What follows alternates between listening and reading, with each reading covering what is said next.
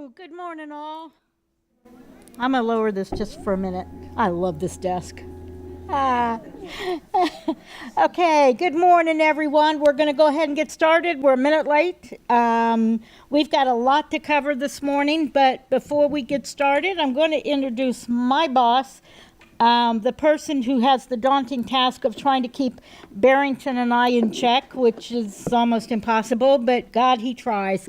Dr. Frank Gilbert, who is the Director of Test Development and Measurement. Well, good morning and welcome to another exciting episode of testing in Orange County Public Schools. I'm happy to be here and welcome you and thank you for your diligent efforts to make what is nearly impossible happen. And at rising to the occasion, we will do that. This is a special year.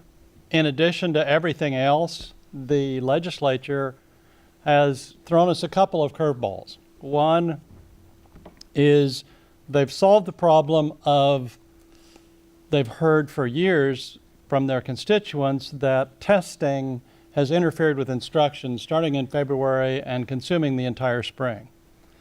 And their solution was, aha, we will have all of the testing in May. And that's going to fall most heavily on you all, because you have the most CFEs, you have the most APs, you have the most high stakes graduation assessments, fill in the blank. All of that is going to fall in the month of May, and I'm guessing that's going to be unpopular. I don't mean to be pessimistic, but there are other things that people culturally, historically, and institutionally have done, such as field days and senior skips and graduation and baccalaureate. And what do you mean my fifth grader can't go to his brother's graduation because he has an FSA tomorrow? Throw into that mix early senior graduation. And oh, by the way, we're transitioning from Spectrum to AT&T, just to make it fun. So you all are going to have to deal with all of that, and the stakes go up because of the lack of popularity. And so what we want to do, and what I hope for you all, is that we can sidestep that criticism and let it go right on up to Tallahassee. But in order for that to happen, things have to go well here to make that happen. So another little quirk that has happened is in the area of career and technical education and the career and technical education industry certification. And I'm not sure what problem they were solving. I'm suspicious it has to do with security, but the teachers of the courses can no longer administer the test. And CTE and industry certification has grown, which has created all kinds of opportunities for our students, but it's also created a unprecedented number of CTE tests. And now they don't have the people who used to give them to give them. So at the risk of sounding like a press release from Washington, D.C. this week, we've been in discussions. The discussions have been fruitful. We have come to an agreement of principle, but we don't have any details for you today. And that is where we are. If you have concrete, specific, positive, and cheerful suggestions, we would be tickled to hear those. I do not know at this juncture where this reservoir of proctors that we've been hiding is going to come from. But they will come from somewhere. And we have to arrive at that and figure that out. It's as though in the old movie you see the two guys running for the ball that's been hit out in the outfield, and they're running and they're each yelling, I got it, I got it. And then the ball hits the ground. Well, in this case, they're both running away from it. It's yours, it's yours. And that's what we're trying to avoid, is the ball hitting the ground. So thank you for your efforts. I apologize for not having a concrete answer, but that's where we are, and it's a new process. And we're trying to missing resources, which is a challenge. So I will turn it over to Cindy and Barrington, who are far and away the most expert in the district, highly respected in the state, top leaders in this field. So please take advantage of them, listen to them, and we appreciate your efforts. And have a great year.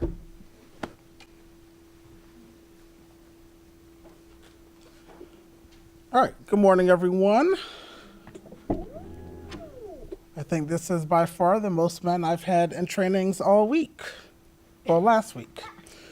So of course, we're gonna go ahead and get started. This is our last face-to-face training. We did one for the elementary, one for the middle school, and now today, one for the high schools. This was a suggestion based off of a debrief meeting that we had last year, and I really like it. It has allowed us to focus on the area specific to each of the levels. That way you don't have to hear the information that's not really pertinent to you. So today we will largely just talk about the high schools and the testing. So of course we have about 400 slides and we should be out of here around 3 p.m. All right. You probably feel like this right about now. And that's okay, that's to be expected. At the end of the day, March is like 16 weeks away. So if you start counting now, by the time you get to the 30th, it seems pretty good. Of course, you know our assessment team. We have Cindy. I'll test you, my pretty, and your little dog, too. We're going to test everybody. And of course, throughout the year, she's been supporting high schools A through K, as well as charter schools A through O and alternative schools. Hi, Mary Jo. And then there's me, supporting schools, high schools L through Z, charter schools P through Z, and the CTE sites. He really does have a heart. And then, of course, Jeanette, who supports us in all that we do. This list seems very short compared to the things that she actually does for Cindy and I. But of course, if you ever can't get a hold of Cindy or myself, then you can get a hold of Jeanette. She pretty much knows where we are hiding, and she can pull us out of the hole. Test dates. Pretty sure you guys are very familiar with the many, many dates of testing that's coming up. Of course, this is just a very small screenshot of the upcoming dates, largely for FSA testing. Of course, you know you have retakes coming up very quick and in a hurry on the 26th, all the way down through our end of course exams, March 4th and 5th for the Algebra 1 retakes. And then, of course, all the way on down through the last day of school. Right now, we're going to focus on the following tests, which are the FSA tests. These are 9 through 10, ELA writing, reading, Algebra 1, and the ELA retakes, as well as the Algebra 1 and Geometry EOC. Now, of course, as we've always said, literally, this PowerPoint did start off at about 300 slides. There's tons of information. We literally could talk about testing all day long on just FSA testing. However, this is just a quick overview, so make sure that you are taking the time to read the manual so that you are up to snuff on all of the information in there as it deals with testing. By now, all schools should have received these beautiful manuals. Blue is my favorite color, as you can see. I'm often wearing blue. Of course, it covers the middle schools as well. So those of you that are at the alternative sites, this manual will cover grades 7 all the way up through to the retakes. Quick reminder, the GPO count for FSA. Remember, at the end of December, the GPO count was changed. So we're now using the AEL-FSA test. Of course, this is for our OCPS sites. If you're at a charter school, you probably don't have access to the GPO account, but all you have to do is make sure that you're tech persons have installed the browsers on each of the computers, which likely has already been done, being that you just finished the infrastructure trial.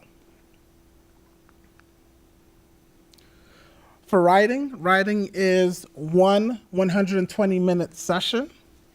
Of course, writing is computer-based for grades 9 and 10. The ELA writing retake, that of course is also computer-based. And of course, students may take up to half a day to complete it.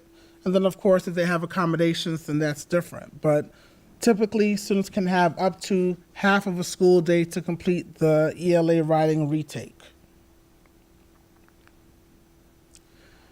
For reading is 2 sessions over 2 days, 90 minutes each. And then of course, just as the writing, the ELA reading retake is the same. They have up to half of a school day to complete each session of the ELA reading retake. All right. So just bear in mind the differences between those 2 tests. The regular 9th and 10th grade test, 90 minutes. The reading retake, which is for largely our 11th and 12th graders, they have up to half a school day for each session. And of course, each of those sessions are done on a separate day. The system will not allow you to do 2 sessions in one day. Do not ask. The answer will always be no. Yes, we know it's allowed in the summer, but it's not permitted during the actual school year. And then we have the FSA EOCs. Again, kids have up to half of the school day. And then, of course, that again is 2 days, 2 sessions.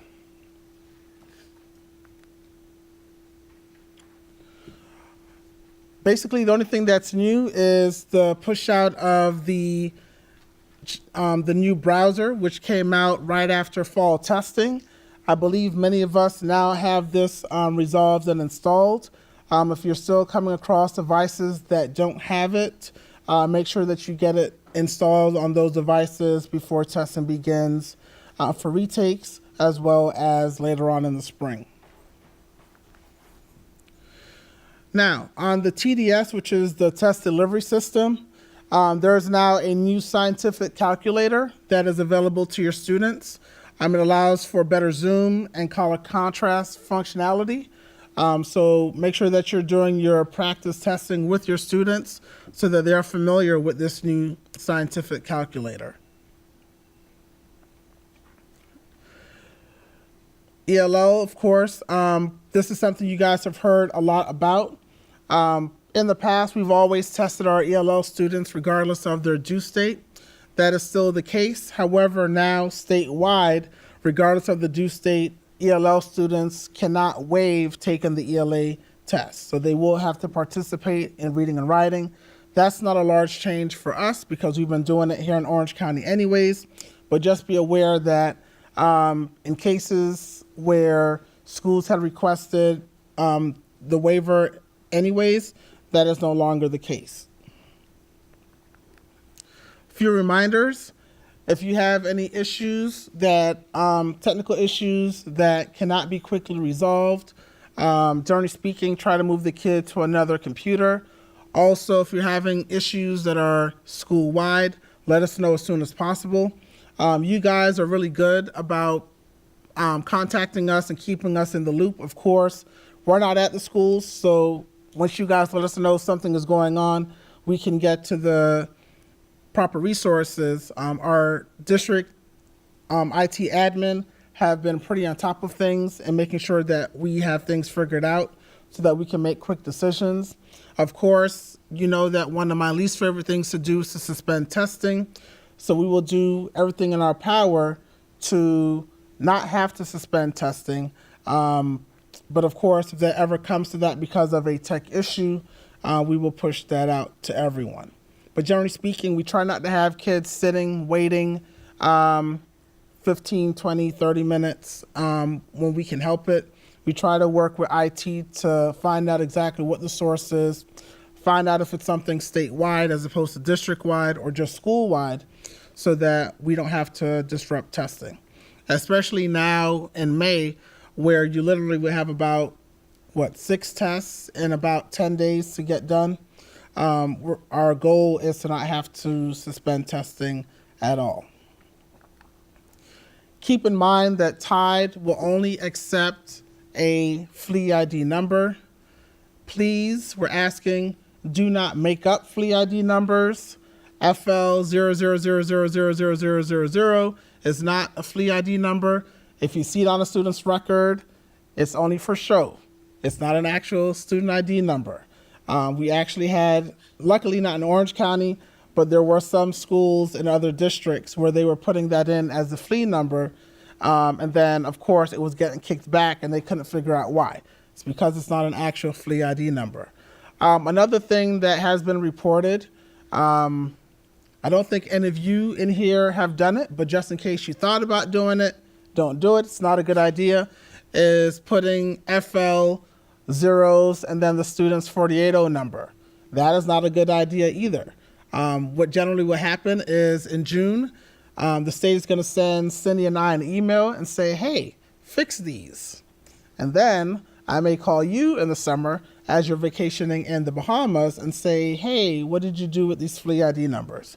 So if you don't have a FLE ID number for a kid, generally speaking,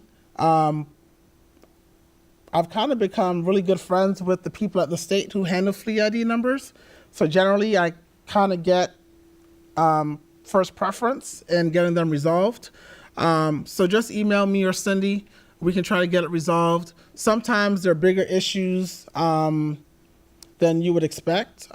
People actually have the same name, first, last, and middle name, same date of birth, but they're 2 different people and they live in 2 different districts. We've had that happen twice last year. I'm pretty sure it will probably happen again a few times this year. But if you have issues with the FLE ID number, check with your registrars. If he or she can't help, then contact Cindy and I, and we'll do our best to assist you. And tell your registrar that they have folks that they can work with who also are really great about getting FLE ID numbers.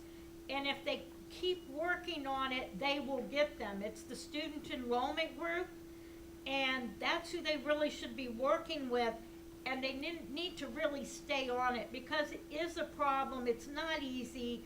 It's not that anybody is just really, I don't want to deal with it, but they need to stick on it. All right. Thank you, Cindy. Another thing is remember that there are 2 Algebra 1 windows. You have the Algebra 1 retake, which is March 4th and 5th. Make sure that only your kids that are retaking the Algebra 1 EOC participate in that window, and then your students that are currently enrolled in Algebra 1, they will test in May. So that window in May is just for your first-time Algebra 1 students. A student should not participate in the March and the May window. What will happen if you do that is both scores will be invalidated. So of course that will be a waste of time for the students. And of course we know that the Algebra 1 is a potential graduation requirement. Not a potential, it is a graduation requirement, passing it. So therefore, make sure that you have the kids who are doing the retake participate in March. Those who are currently enrolled in Algebra 1 course, they test in May. Yes, Maria? Clarify, students that are retaking Algebra 1 that are enrolled but had already taken the test, when do they test? Okay, so if her question is if they are currently in Algebra 1, they're taking the course over again. If they're currently in the course, they should test in the May window.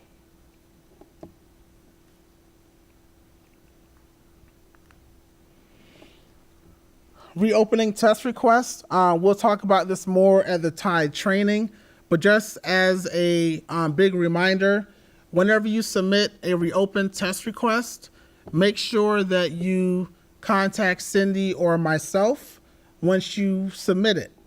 A lot of times what will happen is a school goes in, puts a request, and it's been in there all day because, of course, we're doing other things, not always just sitting looking at the screen for a request. We don't get notifications when a request is submitted. So unless you tell us, hey, Barrington, Cindy, I just submitted a request for this student, we can get it resolved, sometimes within minutes. But when it just sits in there, then that kid is not able to test because you haven't notified us of what the issue is. Now, of course, just because you said you put one in doesn't mean we're going to approve it. There are cases where a reopened test may not be appropriate. But just always give us a call. We'll work with you to get it done as quickly as possible. If you have a kid that's testing and you can't get a hold of one of us, then absolutely call the other one. Our goal is to get those kids back testing as soon as possible. Remember that on the first day of testing, if a kid exits out of the tests for session 1, you don't need to submit a reopen request. They can always get back in on the first day. After the first day is when it will be a problem. All right, so just make sure that you are aware of that you contact Cindy or myself. Test accommodation guide, you guys are familiar with this. It's on our IMS page. Make sure you are familiar with the accommodations that are available for FSA testing. And then, of course, remember that the scripts for your accommodated materials, such as the Braille, large print, those scripts are separate and can be found on the FSA portal. Remember that as part of providing accommodations that you have to document the fact that a student is receiving accommodations. When you're adding a student for the first time in TIDE, it will always prompt you, is this kid receiving accommodations because of an IEP or 504 plan? You'll always be required to either check yes or no. And then, of course, on your rosters, make sure you're tracking the accommodations provided to those students. Also, make sure you are providing the correct accommodations. A lot of times, the reason why tests are invalidated is because a student has not been given their correct accommodations. Work with your staffing specialists to get those accommodations, as well as your 504 plan compliance individuals. As a reminder, these are the CBT accommodations that are available to your students on the computer. Text-to-speech is still available, masking. We also still have the American Sign Language videos, as well as closed captioning for the kids who are deaf and hard of hearing. We also still have passage booklets for reading and writing. Remember, that is considered a paper-based accommodation. So if you have not yet requested that, or your staffing specialist hasn't requested it, make sure that he or she does that prior to the March 1 deadline. Of course, accommodations are always found in Appendix A of all the manuals. It's always there, whether it's NGSS or FSA.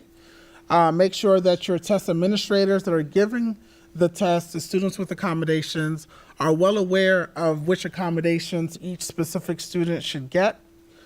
Notifying them on the day of testing is probably a bit late.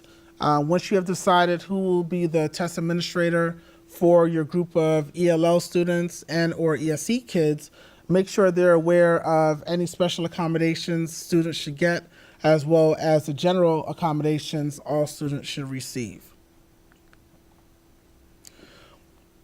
We've always talked about the paper-based accommodations. Make sure that you are adhering to the test security policies for paper-based accommodations. Because high school testing is all computer-based, regular print, large print, Braille, one item per page are all considered paper-based accommodations. Very, very, very important. Make sure you guys are following the test security procedures and policies. Of course, we want to make sure that we are providing the most standardized administration as possible. And also, if we do not follow the test security policies, then that could mean unemployment for our teachers, test administrators, if they are breaking the rules. If we break the rules, it could also mean the same thing. The state of Florida is becoming more and more strict and aware on how test security measures are being followed. They've implemented many measures over the years. They have Cavion, that looks at similarity of right to wrong answers. They also do erasure analysis. They're also starting up a monitoring program.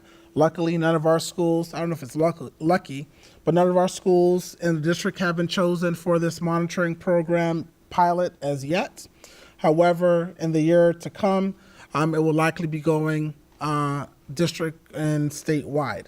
Right now, as part of ESSA, the whole monitoring process is enacted in many states. When I went to the student assessment conference last summer, there was a case of, which is kind of funny, but there was a case of a monitor who was just observing what was going on in the testing room. And the teacher was walking around the room with a bag of M&Ms. So, of course, he's thinking, she's just giving out candy while the kids are testing. Well, upon closer observation of the test administrator, she was looking in the bag for green and red M&Ms. The green ones were to let a kid know that the answer was right, and the red ones were to let her know that the answer was incorrect. Yes, so just make sure that your teachers, you are always following the rules. Obviously, that teacher is no longer teaching. This happened in Mississippi. She's no longer teaching in the state of Mississippi and probably anywhere else, because I'm sure when they call for a reference, she's probably known as Mrs. M&M's. So we always joke around about being able to have, good toilet paper. It's starting to get hot. The summer's coming. I like to have AC on at the house. I'm sure you do too. So if you want to pass out colorful M&Ms to indicate correct and incorrect answers, you probably will not have AC this summer. All right? So just make sure that you're always following the rules. Remember, don't leave materials in cars overnight. They should not be in classrooms overnight. It sounds crazy, but people may like your car and see it out there one night. You have test materials in it.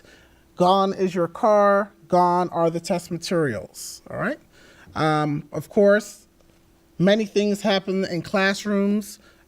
People walk out with things. You don't want them to walk out with a test because, of course, those materials are secure. Your test tickets are secure. Your test tickets are the equivalent of a test booklet. So just make sure that you are always adhering to those policies. Included in that are for makeup testing. Sometimes because of the pressure we are on to get testing done, we tend to want to skate a little bit on the test security policies for makeup testing. It's not a good idea. Make sure that the same enforcement you do for regular testing is the same you do for makeup testing. Remember that session 1 has to be done before session 2. Luckily, the system is set up so that that's very hard to do. So make sure that if a kid is absent while session 1 is going on, then of course you can bring them back in while session 2 is happening and test them on session 1 and then have them make up session 2. But you always have to do testing in order, all right? Writing planning sheets. Of course, you want to make sure that these are provided to your students. They can take notes on, they can plan for testing. The testing rules acknowledgement is on the back of the planning sheet, so that is why every student needs to get one. Of course, a student may request another one, but just always remind your test administrators that anything that's written on the planning sheet does not get scored. In fact, the planning sheets never leave the school, so make sure that your students and test administrators are aware of that. It doesn't get scored. If a kid writes his or her full response on the planning sheet, it will not get submitted. It will not get scored.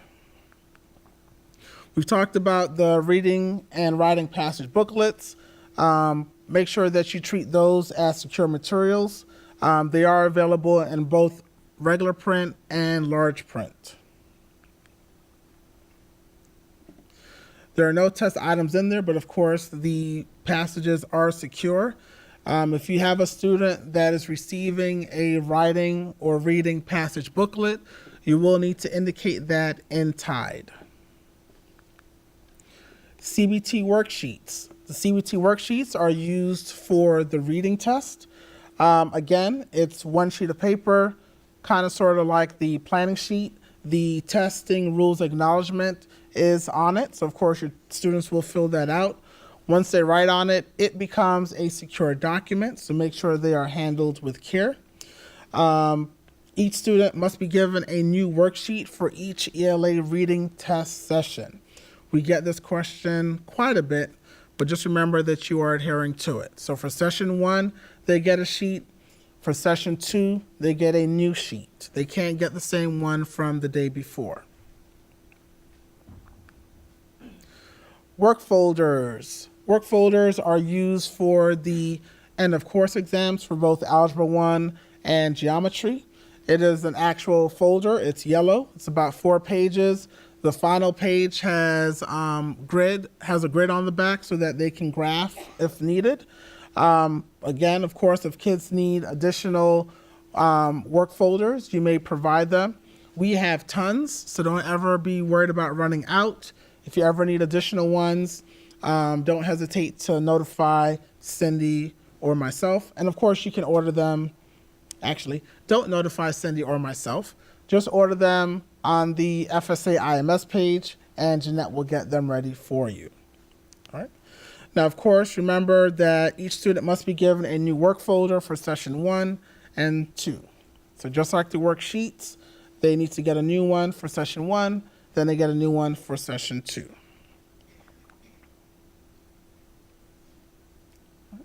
We've talked about the fact that these become secure materials once they have been written on, so make sure you're treating them as such. Remember, you keep them at your school after testing is done, and then in September, you may shred them. Calculators. Calculators are only available as part of Session 2 on the Algebra 1 and the Geometry EOC test. Yes, ma'am?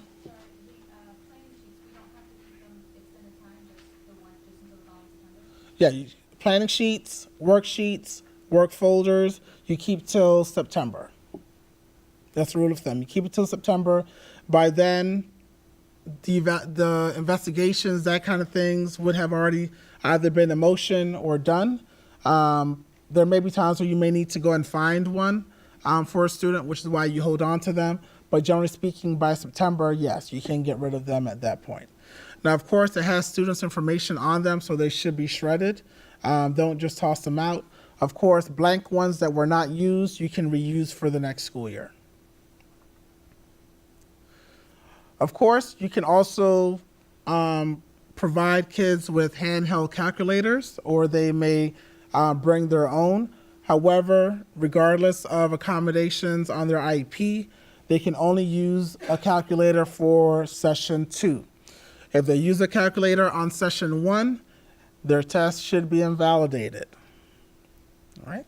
Also, using an unapproved calculator is also a reason to invalidate a test as well. So, when you are preparing your materials for Algebra 1 and Geometry, if you are providing handheld calculators, they do not go in the bin or bag for session 1. All right? I'm going to say that again. Calculators should be nowhere in sight for session 1. For session 2, you can give everybody a calculator if you want, or they can provide their own. Make sure that your test administrators are aware of the manufacturers and the model of calculators that are approved for use on session 2. Reference sheets, you can provide students a paper copy of the reference sheet. There also is the reference sheet available on the actual test. So you can make the decision whether you want to provide a hard copy or have them use the one on the computer.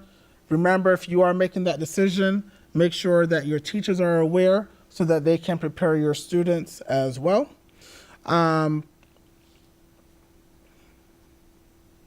If you are making them available, the printed one, it's kind of an all or nothing. So If you're printing them, everybody gets one. If you're not printing them, unless it's for an IEP, then only the kids with the IEP would get them, and then everybody else would use the ones online. All right? Now, the difference with reference sheets is a kid can use the same reference sheet from session 1 and session 2. All right? However, they have to get back the same one because, of course, a kid could have written something on it. So you want to make sure that if you're giving back the same one, that they have their names on it so that you know, hey, Johnny, this was your reference sheet from yesterday. Here's the one for session 2. But I'm going to repeat this. Planning sheets, Cbt worksheets, work folders, they get a brand new one each day. All right, they start over fresh with those, but the reference sheet can be shared from session 1 to session 2. Headphones and earbuds, of course, are required for the ELA reading portion and also the ELA reading retake because there are listening items on the test. So make sure that if your school is providing them, that they are available for that session of testing, session 1 and session 2. If your school is not providing them, make sure you've notified students well in advance that they need to bring headphones and earbuds each day for the reading test, all right? Now, of course, the TDS, the browser, has the sound check built in. Also, the new updated GPO account has where the sound control is within the home screen of the GPO account. In the past, kids had to log out, adjust the sound, and then log back in, but that is no longer the case for those of you using the GPO account. All students must use a test ticket to get into the test. Of course, you can print them in different formats, but this is generally what the test ticket looks like.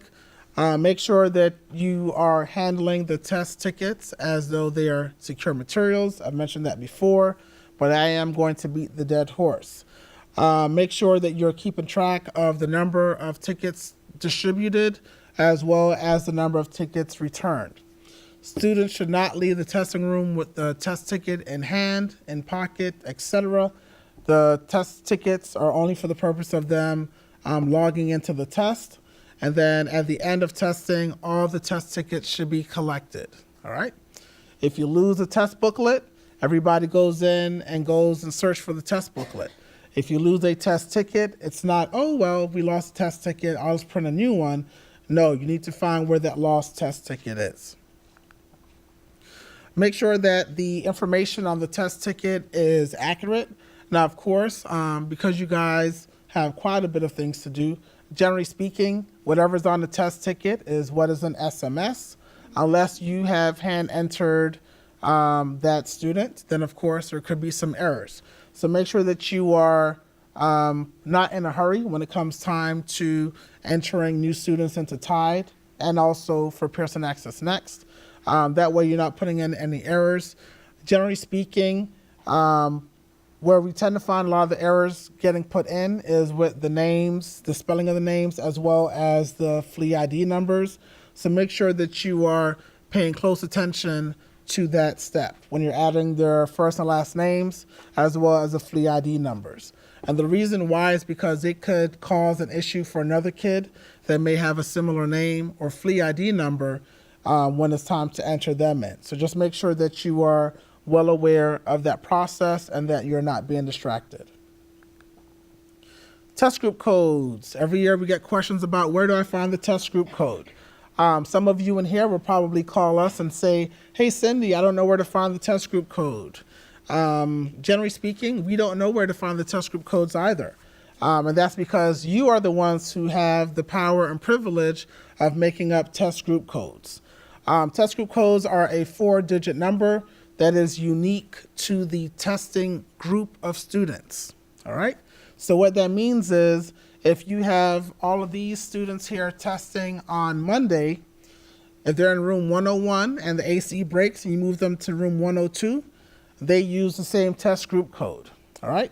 However, if I pull Shanta from this room and I move her to room 103, then this document on your seating chart and your roster that she was moved so that you have documentation of her different testing group, all right? Now, of course, for FSA, you don't enter the test group code into the actual system, but it does need to be tracked on the security logs as well as the seating charts, all right?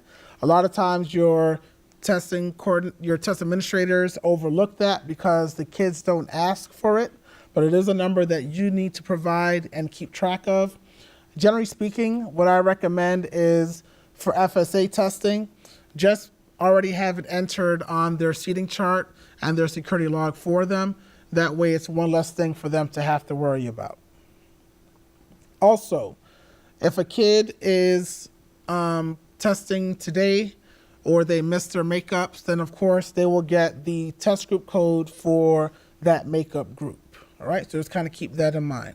The test group code does not travel with the kid. It's with the group of kids that are testing together. One of the first things that is asked when there is a score inquiry is for the test group code. So make sure that that is available for each of your groups. Support during testing, make sure you are available to your test administrators or that there's a plan in place if they need support or help.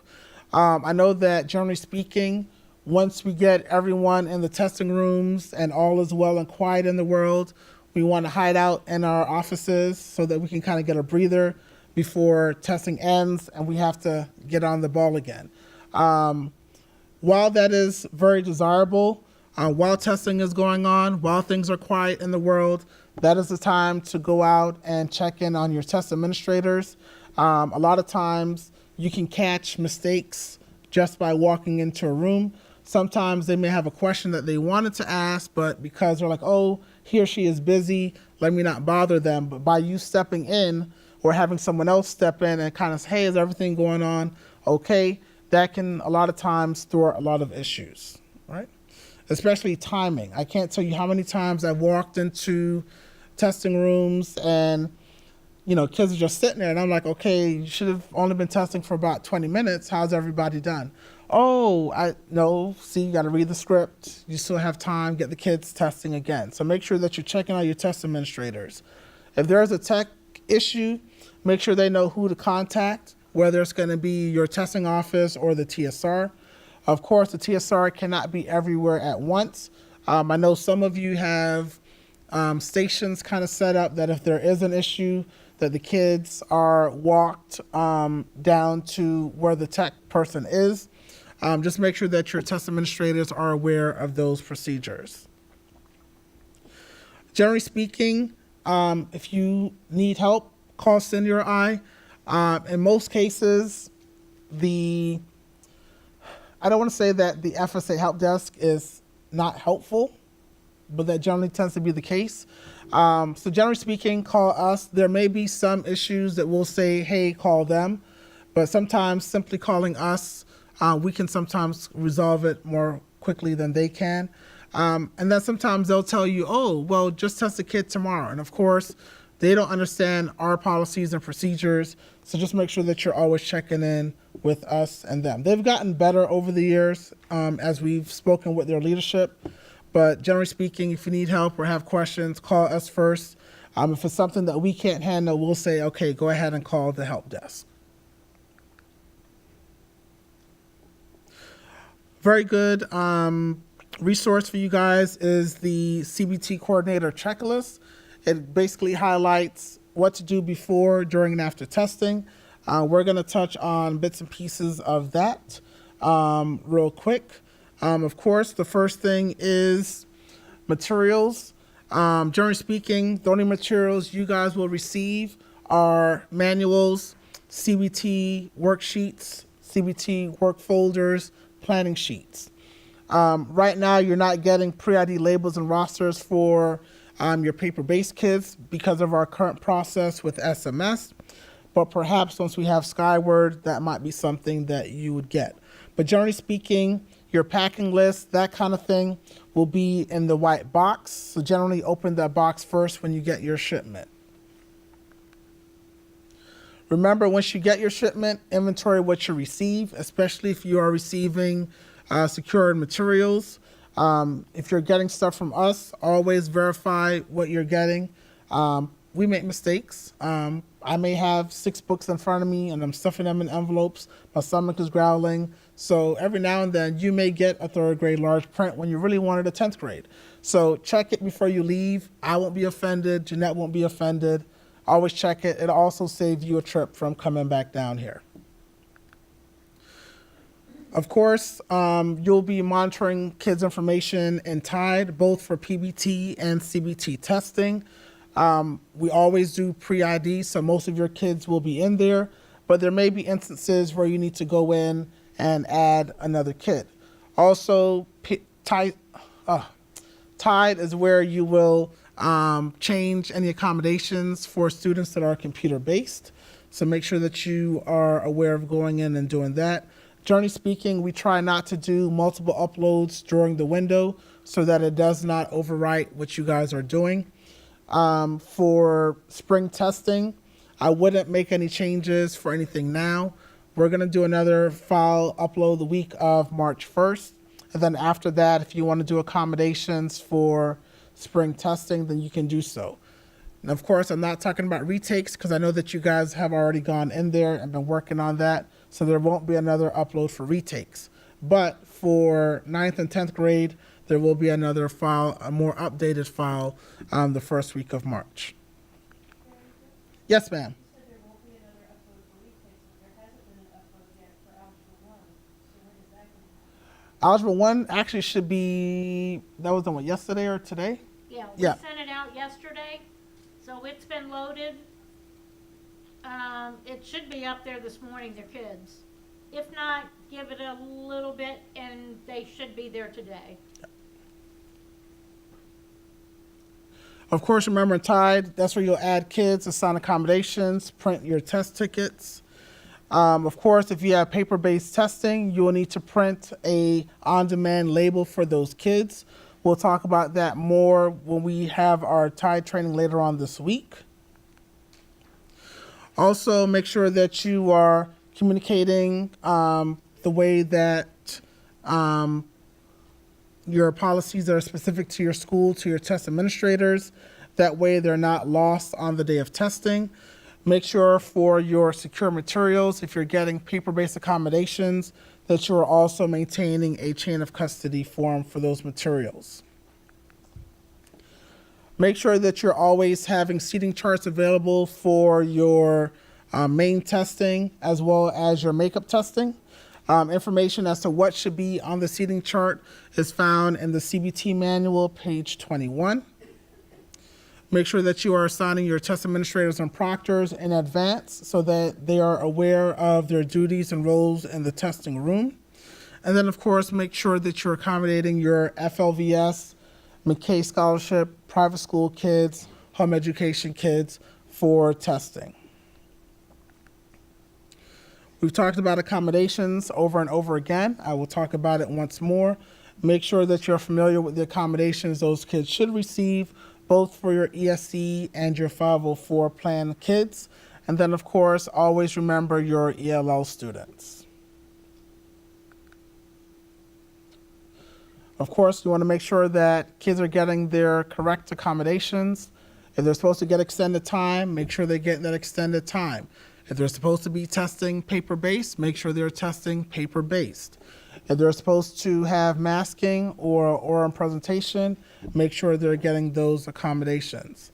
Generally speaking, we don't like when a parent has to call and say, I'm calling because my kid didn't get this accommodation that they were supposed to receive.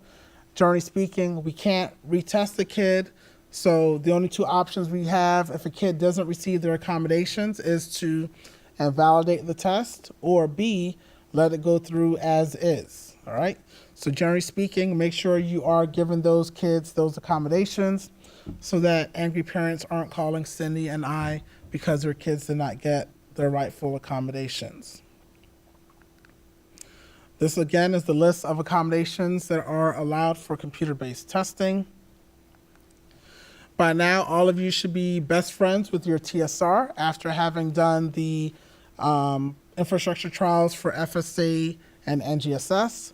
Or if you're now enemies, make sure you kiss and make up before the end of the week, because you're going to need them in the coming weeks and months for computer-based testing.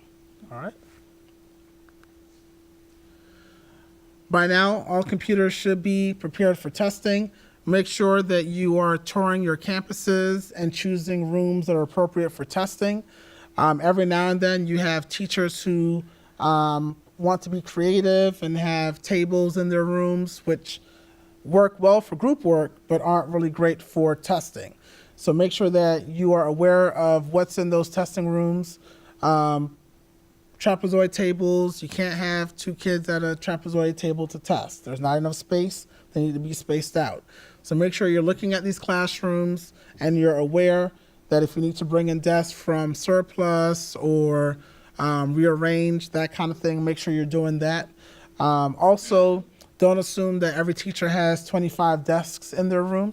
Some may have 21. So if you're scheduling 25 kids for that room and you haven't verified or checked, on the day of testing, you're going to have about 3 or 4 kids, if everyone shows up, that don't have somewhere to sit. Sitting on the floor is not a good place or comfortable place for testing. So make sure you're checking on your rooms. If you know that a room has AC issues and it's been recurring all year, try to avoid testing them there. You know that, of course, portables in Florida, usually by about noontime, they start to be ovens. I've taught on a portable. I know what it feels like. Imagine 30 kids in a hot portable after they've had PE. It's not fun. So, of course, if you can avoid testing in portables that have AC issues, try to get that resolved now or avoid using that room. If you're going to be using dividers, etc., make sure that you are aware of where they will be, how they will be used. If they're going to be in a testing room, make sure your test administrators are well aware that they need to take even special care in monitoring students. I've seen students slide reference sheets and work folders under the dividers between each other. Of course, their test kind of validated, but of course it does require your test administrators to be even more vigilant in the room. As you're preparing for testing, make sure that you're providing training to your test administrators and proctors. Make sure they have completed the OCPS test security training course on Canvas. Simply handing someone a PowerPoint does not constitute explicit training. Make sure that they are coming to see you face to face, whether it be one-on-one or as part of a faculty meeting. Of course, you will be providing probably many trainings over the next couple weeks and months. Nothing is wrong with asking an AP or even your principal to help you out with conducting some of those trainings. Now, of course, I'd recommend preparing those materials for them in advance so that they can be familiar, they can come and ask questions if they do. But that will be something to consider since you can't be in 2 places at once. Make sure your test administrators are familiar with using the test administrator site. We do have the training site available so that they can practice. So make sure that they are aware of that. And then, of course, make sure they're familiar with the policies, such as calculators and students testing for makeups. Electronic devices, of course, is a very important topic that we must always be aware of. Kids are finding very ingenious ways to get around having electronic devices that are not permitted for testing. So make sure that your test administrators are watching them like a hawk. Apparently, I've heard of cases where more than one kid or a kid has more than one cell phone and they show or give up one cell phone, but they have the other one tucked away somewhere. Lately, the easy place is in the sleeve, and then they slide it out, slide it back in. Also, there are glasses that have cameras on them. I was watching How to Get Away with Murder last night. There are very interesting places to put cameras lately, it seems. So just kind of make sure that you're aware of that. Same thing applies to smartwatches, all right? Make sure that if a kid has a smartwatch, that it is put away or collected, whatever the policy is at your school. If you are aware of a kid having an electronic device, there's no questions asked. It gets invalidated. All right, there's not, oh, I didn't use it, so should I invalidate it? Simply having it on their person, it gets invalidated. Now, there is a case where there are kids who their blood sugar, some of them their heart rate is monitored with a cell phone or even a smartwatch. If it's on a cell phone, remember that cell phone gets placed on the teacher desk and is monitored. He or she should be aware of what alerts to be looking out for. And then, of course, that student should be sat in the front of the room so that they can be monitored, etc. If it's a kid whose heart rate has to be monitored by a watch, then, of course, you don't want to, mess with that. But just make sure that that student is being carefully monitored as well. There aren't very many of those. The more common one are the students who are diabetic and their blood sugar levels are being monitored. Another thing is during breaks, especially for your ELL and ESE kids, when they are using their extended time, they don't get their cell phones to check Instagram or Snapchat during lunch, all right?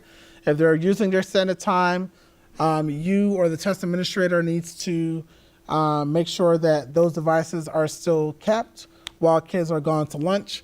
Make sure also that those kids are monitored while they are at lunch so that they're not discussing information about the test.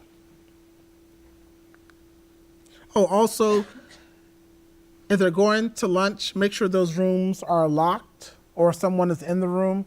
What you don't want is for cell phones or stuff like that to go missing while a kid was at lunch because of their accommodations. Right? We've already talked about making sure your teachers are familiar with TIDE and how to monitor, start, and close test sessions.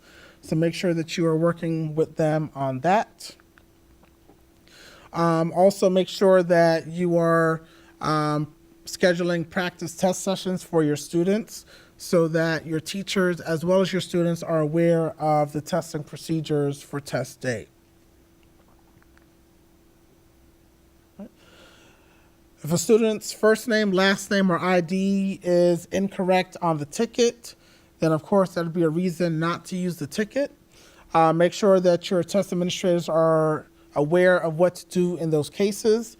Same thing if a kid refuses to sign the testing rules acknowledgement, make sure they are aware of how to handle that. Now, of course, we all know, or if you don't know, I'll tell you, if a student refuses to sign the testing rules acknowledgement, unlike a software agreement where they say, hey, if you don't accept, then you don't get to use our software.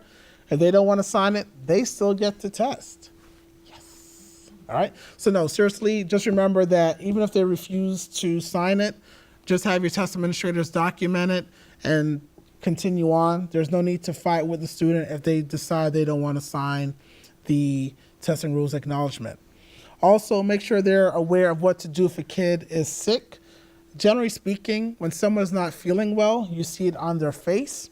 So if they look like they're not feeling well, don't have them start testing. You can always have them test on a makeup day.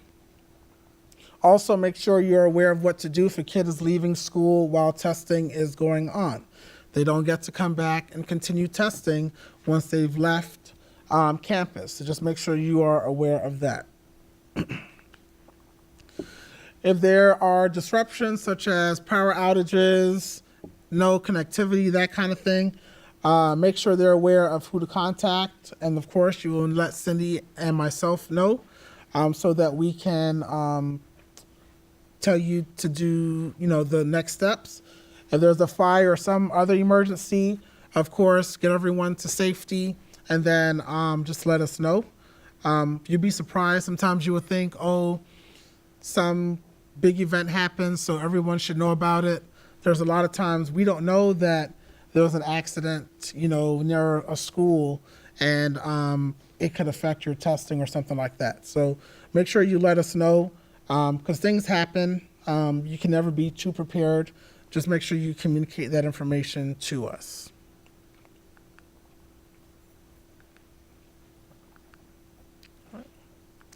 Talked about that. Test and validations, we'll talk about that process as to how that is done in TIDE when we do the TIDE training. It's a very simple, easy step. However, one thing I do want to make mention of is there have been times when you guys have come to us and said, hey, I want to validate this test. Well, the testing window is over, so guess what? Your opportunity to validate that test is also over. So if you're invalidating a test, go ahead and do it when you've made that decision to invalidate the test.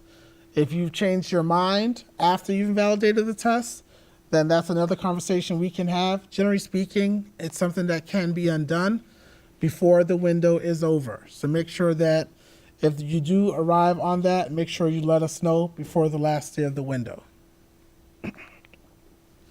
We talked about recording the accommodations kids received for testing.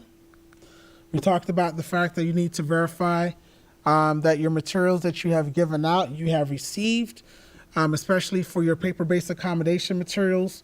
Make sure that you're packing them up correctly. Many times with a large print and even Braille, it will come with a regular print test booklet as well. Make sure you're following those procedures, which are always in the back of your manual, Appendix A. Your test security documents, make sure that you are maintaining these and scanning them. This is very important. I know that sometimes it can be time consuming and take a long time because you guys at the high schools have quite a bit of documents to be scanned and uploaded. However, you can work on a little bit at a time. This is very helpful and when there are investigations or there are questions from the state, we can quickly retrieve those documents as opposed to searching in the warehouse over days. In fact, there was a case where a kid's test should have been invalidated, but it wasn't. And the parents, were asking about it. We can go back in and look at the documents that school has submitted so that we can take care of getting that resolved. So just make sure that these documents are maintained correctly and uploaded after testing. Also, make sure all of your test administrators and proctors are filling out the correct security agreements. Make sure that they are filling it out, that they're printing their name. Sometimes we've looked at scans and they've signed it, but they haven't printed their name. And if you've ever seen signatures, sometimes it could be anything. So make sure that you're actually looking at it or having someone check them for you. Make sure our security logs are also filled out correctly. Sometimes when you guys are submitting the score inquiries requests, I may have to go in and look at a security log or seating chart of the kid. And oftentimes, the test administrator hasn't filled out the information across the top. Information like the date or the test group code is very important. If that's missing, then we have an issue. So make sure you're also double checking those documents before you scan them up. Remember, we are not accepting DACO boxes, which are the District Assessment Coordinator only boxes. So wherever you see that in the manuals, you can disregard. Most of you at the high school levels won't ever have to deal with this because you don't really receive paper-based materials. And of course, when you do receive the small amount that you do get, those generally come right back to us anyways. So never worry about packing a DACO box or District Assessment Coordinator only box. If I get one, I'm going to send it back to you because I don't need it. And that's also why we scan the documents into the site. All right. Almost getting there to the midpoint. Make sure that for your test booklets, if you are receiving paper-based accommodation materials, that you're putting the labels in the correct place. If you put the label in the incorrect place, then we need to get a new test booklet. When I order paper-based accommodation materials, I only order enough for what I need because the state watches us very closely to ensure that we're only ordering for the students who are getting those accommodations. If you're invalidating a paper-based test, make sure you fill out the DNS bubble as appropriate. If it was filled in by accident, make sure you erase it, and then that you fill in the undo button, the undo bubble.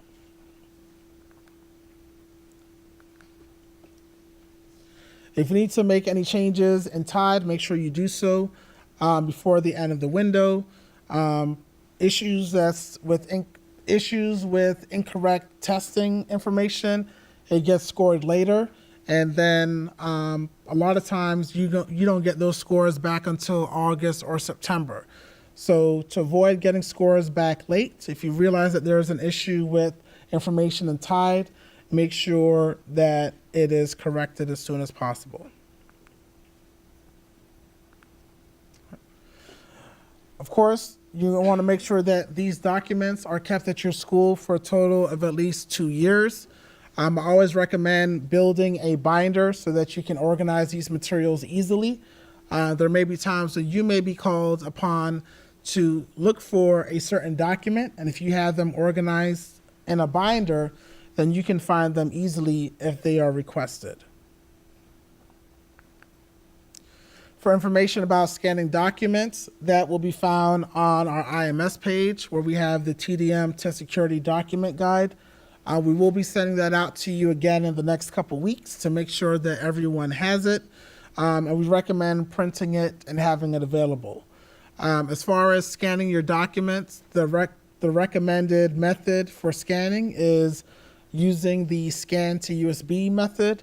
Generally speaking, the copier will create a large enough file to accommodate most of your documents, as opposed to sending it through your email where you can only scan a few documents at a time. Manuals, unused planning sheets, unused reference sheets, unused worksheets, work folders, if it's not used, those can be recycled, or of course, you can keep the planning sheets, reference sheets, and work folders for the next year. The manuals, however, of course, the state provides us with new manuals each year, so make sure that you are definitely recycling the manuals at the end of the window, all right? There's no reason to keep one. They redo them every year. We know that blue is a very beautiful and pretty color, but that's okay. You'll get a new manual next year. Make sure your teachers are going ahead and returning them to you. If they lose a manual, it's okay. They're not secure for FSA and NGSS. However, in the event that a manual goes missing, just give them a new one. But generally, don't hold on to them once the window has ended. The appendices are the same for each of the manuals. Appendix A is for accommodations. B is for the help desk information. C is the test security statute and rule. And then Appendix D is where your forms and signs are located in each manual. We've talked many times about Appendix A with the accommodations, so make sure that you are familiar with this section, and anyone providing accommodations is also familiar with this section. In this section is information for how oral presentation accommodations should be provided. Now, in most cases, for computer-based tests, kids will have text-to-speech, but there are a few exceptions where it has to be read for a kid, so make sure that you are aware of what's allowed. Remember, passages cannot be read for students on the reading test. The information, phone number, hours of operation for the help desk is in Appendix B. The test security statute and rule is found in Appendix C. I recommend that if you have never read it before, that you take some time to do so. There's information about test security policies and procedures that will surprise you, so make sure that you are familiar with this document. Also, I would encourage your test administrators and proctors to also read the statute and rule. The forms and signs that are available in the back of your manuals, they are printed. We encourage you to use them. Is, of course, the test administration and security agreement, the prohibited activities, your security logs are in there, so you can either pull it out and make copies for your teachers so that you can pre-supply the information for them, such as the test group code and date or test subject. Also, your signs about do not disturb, no electronic devices, no calculators is also available. There is a sample planning sheet, and there is a copy of the Cbt worksheet so that you can make copies. And now I'll turn things over to Cindy.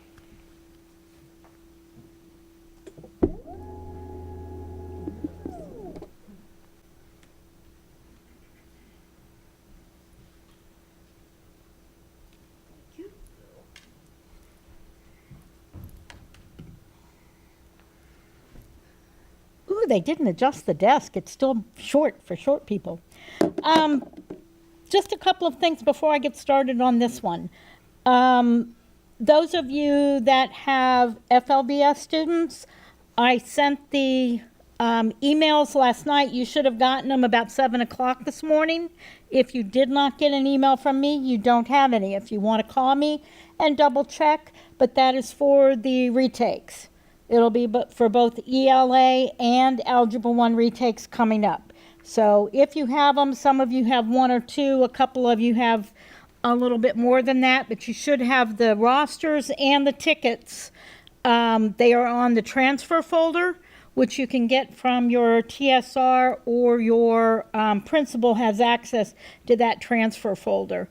I think in the future, because that folder is kind of hard, and I've had people call me and say they can't find it, because when I go to put stuff out there, those transfer folders, a lot of them have not been cleaned out in a long time. There's like years and years of stuff in there, because that's what everybody in the district uses to give files to the schools.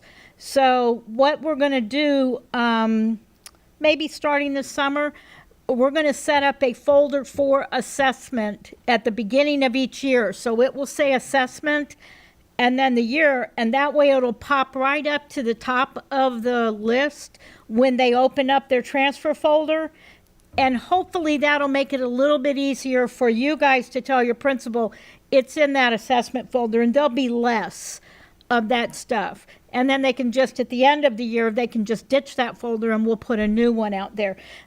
We've tried in the past to figure out how to be able to give files directly to you, but we haven't found a really good way to do that yet. So until we do this, hopefully we'll make it a little easier for you guys to get those folders from whoever it is, the holder of your transfer folder in your school.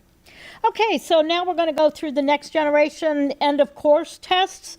It'll be quicker. We're over halfway through, so hang in there. A lot of it is the same, but some of it is not. You have your dates there of when they are going to be given, May 15th and May 16th for U.S. history. May 15th is biology, and then you do have the makeup days. But you are expected to test those dates. As Barrington said, it's not a suggestion. We do expect the bulk of your kids.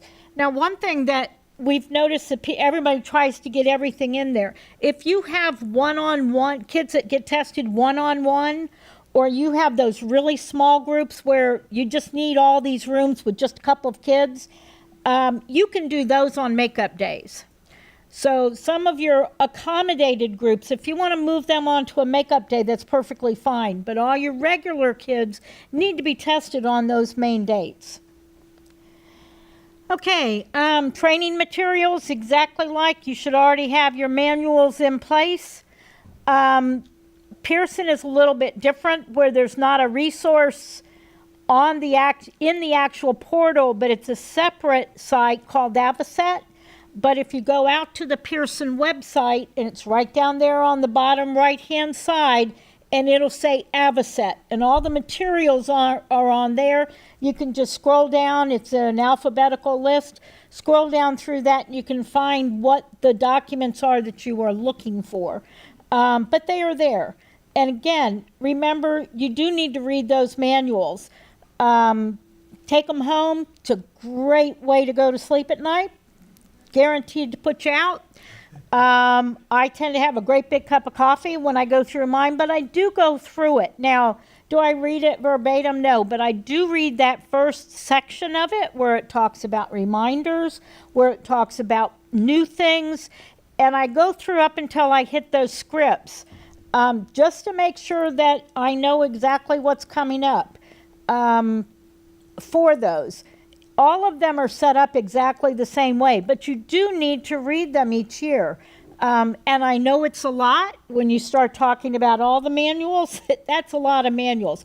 We aren't expecting you to read verbatim the scripts, but you should be very familiar with them about which scripts come on, because you're responsible for training your teachers then. Okay, there's the manual. The GPO accounts, very similar, but different from the other, the AEL-EOC test. Those are also located on the IMS page. If you haven't done so, you should take those IMS pages and bookmark the student assessment, which is the main landing page for us. You see elementary, middle, and high, and then you see all those high school tests where you can get into each individual test. But almost always we put everything out there. We put parent letters, we put the manuals, if we get a digital copy. All of this stuff ends out there, and right at the top you see those GPO accounts. So that's the easiest place to remember that. Oh gosh, if you can't remember those, and with all the tests we give, I swear I have a terrible time going from one test to the other, because I get all of this stuff and I think about FSA, and then somebody will ask me an ACT question, and all of a sudden I have to adjust, and that's hard sometimes. So just know that all of that kind of pertinent information is out there. Test information, the schedule. Don't look at the assessment schedule on Avocet. You need to look at the calendar on our website, because that is the district calendar. The biology and EOC assessment administrations, they are 160 minutes. If they're not finished testing, however, they must be completed within the same school day. These EOCs are slightly different, where we give them extended time if they need them to anybody. Okay, so you have to be aware that a lot of kids, or some kids at least, will continue testing up until the end of the day, like your ELL or ESC kids. Okay, what's new on this one? The desktop or mobile app is an updated version of the TestNav app. It's required for the 18-19 school year. It's available for download. Presumably that's been done. We've had a lot of success with the infrastructure trial. And while I talk about that just a second, make sure that if you had any computers fail during that infrastructure trial, you must get them tested and successful on the infrastructure trial, preferably this week, so that you know everything is ready to go, even though they didn't succeed. The only time you have to worry about doing a complete retest of everybody is if you had a fail, and that's if less than 50% of your computers did not pass. But we'll be in touch. We've been in touch with IT. We have a meeting with them coming up tomorrow. No, that's today, isn't it? Tomorrow. We have a meeting with them tomorrow to discuss that. You should have already had some reach outs from the IT district admin if you had a lot of problems. If you did have a lot of problems and you haven't, make sure your IT person or your tech person, TSR, has reached out to their district IT admins to let them know what went on during your infrastructure trial. The scripts for administering the OCs are back in the manual. They are no longer printed and distributed individually, so those are in the manuals again. Pearson will require users who add students that already exist in the system to first complete the step of manage enrollment before they can complete the full registration process. That is in your Pearson Access User Guide in how to do that. So, because remember, we've had a lot of issues. We're still trying to work with the state to come up with a good solution for that.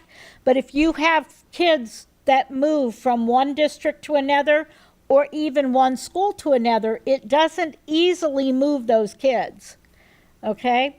So this may be part of that solution, but make sure you go into your TestNav Pearson Access Training Guide. We will be covering this in the Pearson training coming up later this week. Okay, after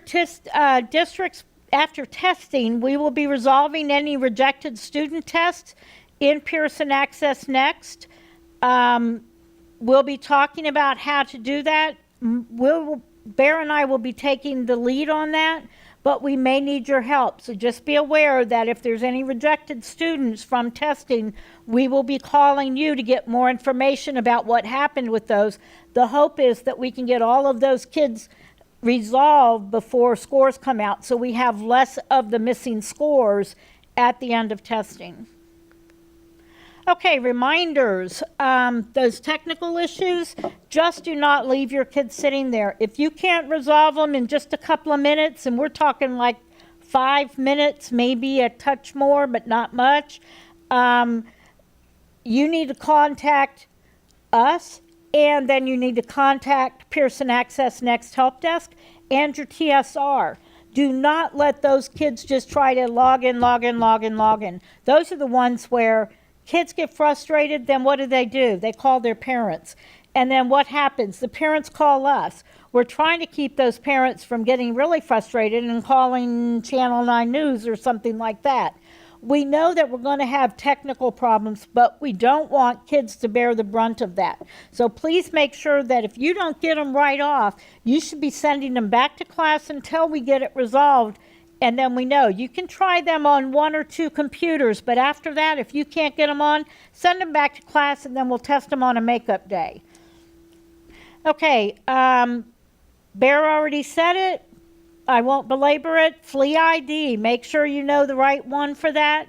If you don't have it, you've got to wait until you get a valid Flea ID, because it'll just kick them out and you will not get a score for that student. And again, the Resource Center can be accessed. It's right there. And it's the portal to all Pearson services used by the Florida districts. Make sure you know that. That's not a problem. You guys have been on it. You guys have been using it. Okay, the following CBT accommodations are available for the IEPs, text-to-speech and masking. So make sure that your kids that are going to be using those on computer-based testing have had an opportunity to take those practice tests so they know exactly how to use those accommodations.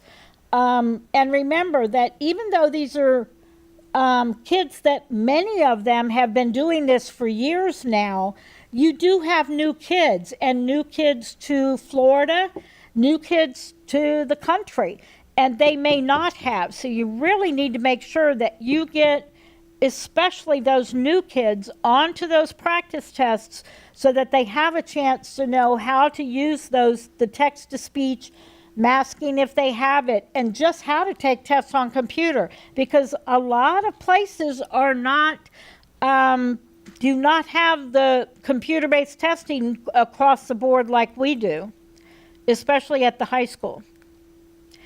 Okay, districts can add CBT accommodations, but we do not do that here in Orange County because and actually I don't think anybody does, because of our peer, all of the accommodations are sitting out on that software peer. So we can't upload them easily. So you have to make sure you add those accommodations to your students up in Pearson. We are looking at some software. You may have heard some rumblings about it Test Hound, you will be hearing more about that come next year. We're hoping that solves some of this problem so that you can track more easily kids and their accommodations and which accommodations they get. How many of you all remember the old Examinator? Oh, we've got a few out there. Okay, most of you. Examinator was a fabulous program we had, which helped you track materials, kids with accommodations, and all of those kinds of things. Well, somebody has actually created, it was something we created here in Orange County, but we now have one that somebody has created, and it's basically Examinator on steroids. And they've really done a great job of it, and we're hoping to put it in place starting the beginning of next year. But that is moving forward. Okay, remember that with Pearson, this runs a little bit differently where you have to create the sessions. They are not created by your teacher. So make sure that you know that Pearson and Tide work completely differently as far as putting those sessions out and testing the kids. Of course, with FSA, your teachers do that. They set up the session, and then they put the kids, as the kids log in, they start them. With Pearson, you create the session as the test administrator, and then you start the session. Well, first you create the session, you move the kids into the session, and then you start the session. Whether the teacher ever touches the session to resume a kid or not resume a kid is up to you. And we'll be talking more about this when we go into that training. But there are a lot of pieces that you have to do as the school test coordinator that you don't do on FSA. So just be aware of that they are very different. Information and instructions for your technology coordinator are out there, and you have the link. Again, they must meet the specifications. This is not a problem if you made it through the infrastructure trial. This should already be in place, everybody ready to go very, very shortly if you're not already. How many of you all were successful on both infrastructure trials? Okay, quite a few of you. Some of you may still have a little work, but all in all, it went extremely well, even given the switchover from Spectrum to AT&T. We were very pleased. In fact, I think the infrastructure trials went better than they did last year. So that's a really good sign, and we're really hoping that things run much smoother as far as those computer-based platforms. Okay, that's all the infrastructure trial. We've been through that.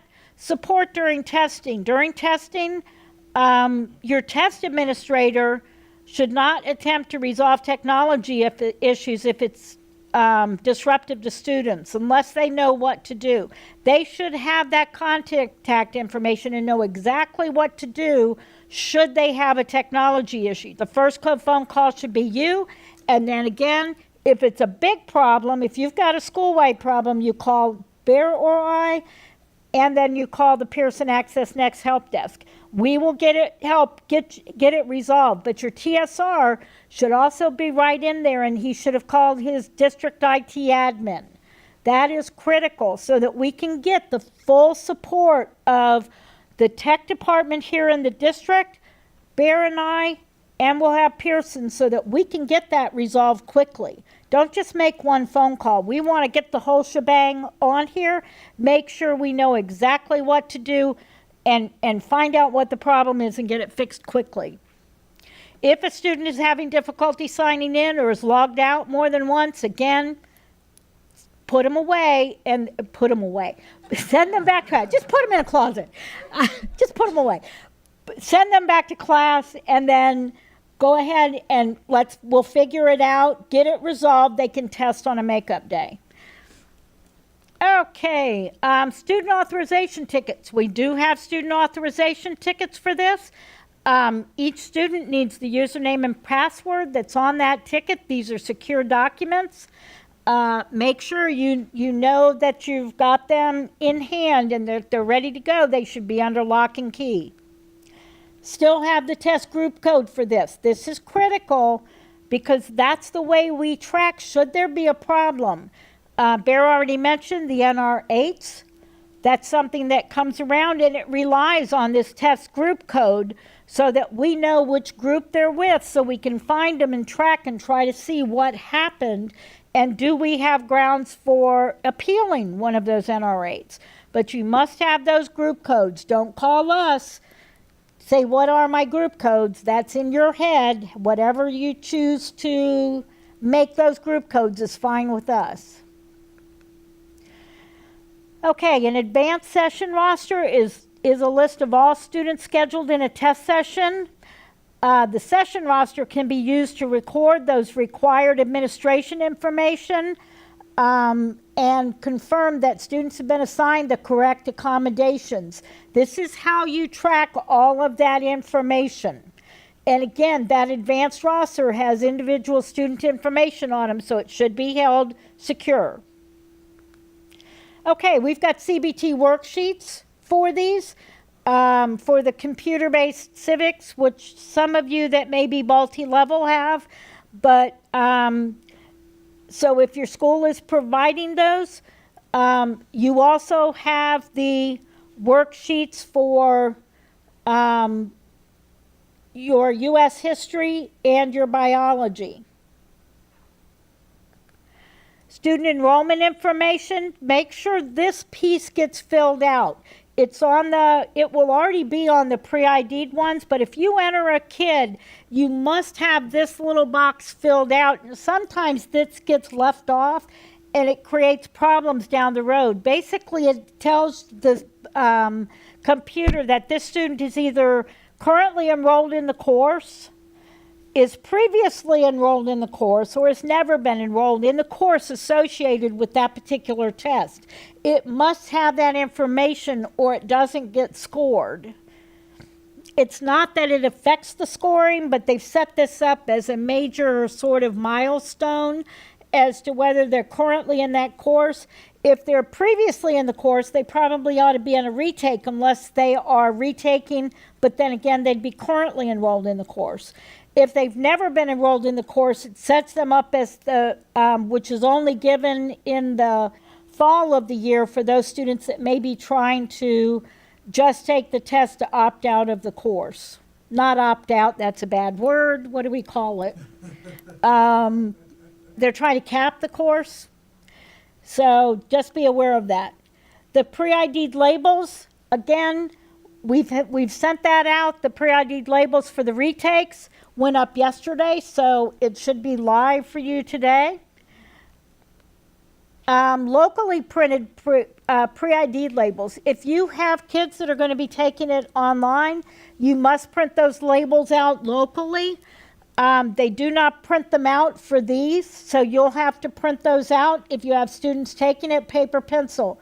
The directions are in the Pearson Access Next user guide. And we'll also be talking a little bit about that during the Pearson training. Okay, we're going to kind of go through these. A lot of this was the same as it is for FSA. You're going to create your test sessions. Again, this is the piece that varies from FSA. You create those test sessions. View and verify the student data. You must put those kids into the test session. The teachers do not do that. Deleting a student, you must remove a student's test assignment, delete the student, and then create a new record for the student using the correct information. That's if a student's FLE ID is wrong. So if there was an error out there on SMS when we uploaded the file and that FLE ID is not correct, you'll need to delete the student before you can change that, because you can't go out and change the FLE ID on a student. The only option is to delete them and then re-enter that student. Again, preparing test sessions, this is the piece that you have to do. Managing the test sessions, that is your responsibility. There's a table on page 69 which describes the main test session tasks that you have to complete before that first day of testing. So you want to make sure you have that. And remember, for computer-based testing, those of you that are new, you basically have two manuals. You have one that is the Test Administration Manual, often referred to as the TAM, but then you also have the Test Administration User Guide, or the Pearson User Guide, or the FSA User Guide. That includes the step-by-step of how to do something on the actual platform. The administration guide has all the policies and procedures, has the scripts, has the accommodation stuff. But actually how to enter a student on TIDE or FSA, how to delete a student, how to move a student, how to start a session, all of that is in those user guides, either the TIDE user guide or the Pearson Access Next user guide. So just be aware you should have both of those. They do not give us the Pearson user guide or the TIDE user guide in paper pencil. For those, you do need to download those and print it off yourself, or download it and just leave it on your computer if you're comfortable using it that way. Student authorization tickets and advanced session rosters. Again, you must have a ticket, so you'll need to print those out as you're preparing your sessions and getting all of that ready. So make sure you know you've got plenty of time.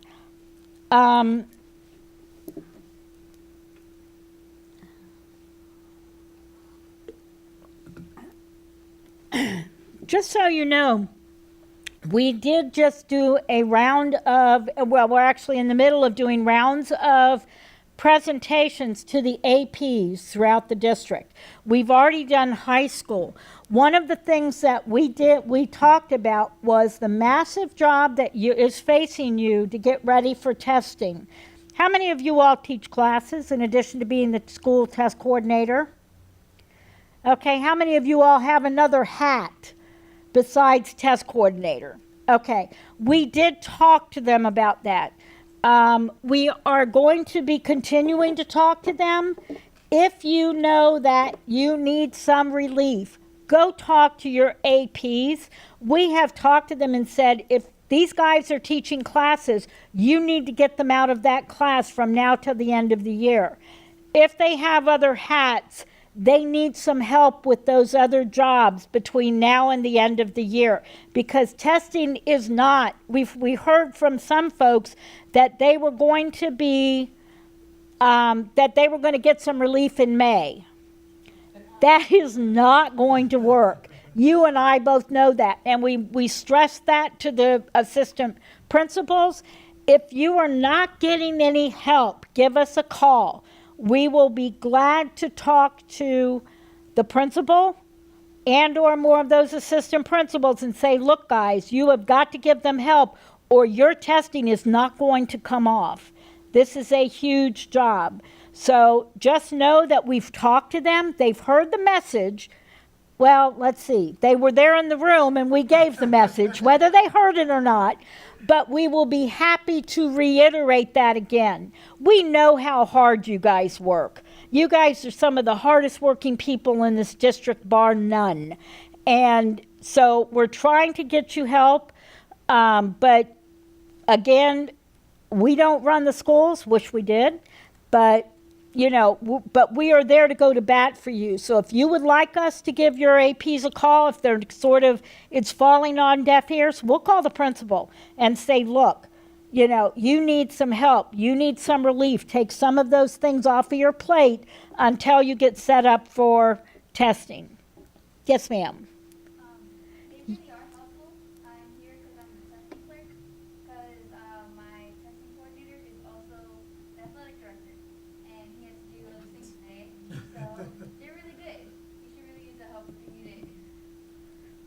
Okay, so hopefully it'll help. But again, we're more than willing to go out and, you know, make another phone call. We're going to be talking to all the middle and elementary APs over the next 2 days. So, you know, we're really trying to get the message out there and trying to get you some help if you've got all those other jobs. Okay, scheduling a new session for makeups. Again, don't forget, you've got to set up those makeup sessions for kids that miss.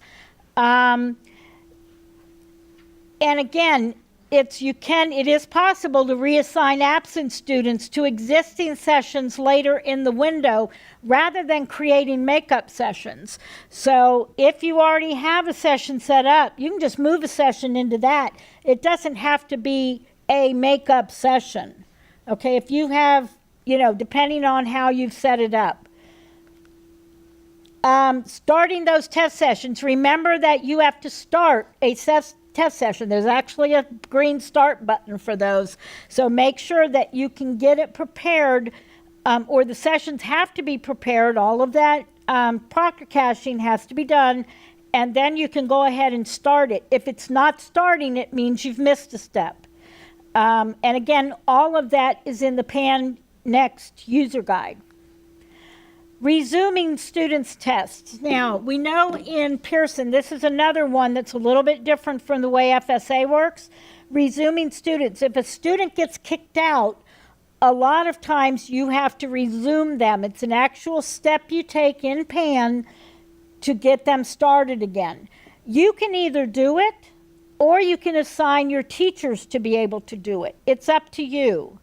Okay, we'll talk about this more in the PAN training, but again, all of those steps for that kind of thing is in the PAN user guide, not your test administration manual.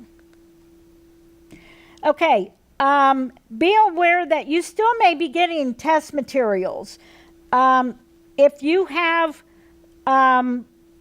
kids that are in large print Braille, or if you had any kids that have an accommodation of paper-based testing because they cannot test on computer, remember that you have to do all of the steps for that little bit of paper that you would have to do if you were doing all paper. You still have the chain of custody form that must be kept, even if it's only 2 books. So make sure you're keeping that. Even though we're computer-based testing, you are still required to maintain seating charts. You are responsible for training all of your test coordinators. You can't just hand them the manual, as Barrington said, and just say, here, read this. There will be a TA training PowerPoint out there very shortly, probably by the end of the week, for you to use when training your test administrators. Basically, it's just the test administrator responsibilities before, during, and after testing. But if you walk through that, it gives them the information. Do not hesitate to go ahead and hand out those manuals now. Your teacher should not be getting those manuals the day before testing. I know a lot of people get very kind of tied up that, I don't want to lose them. Manuals are not secure documents.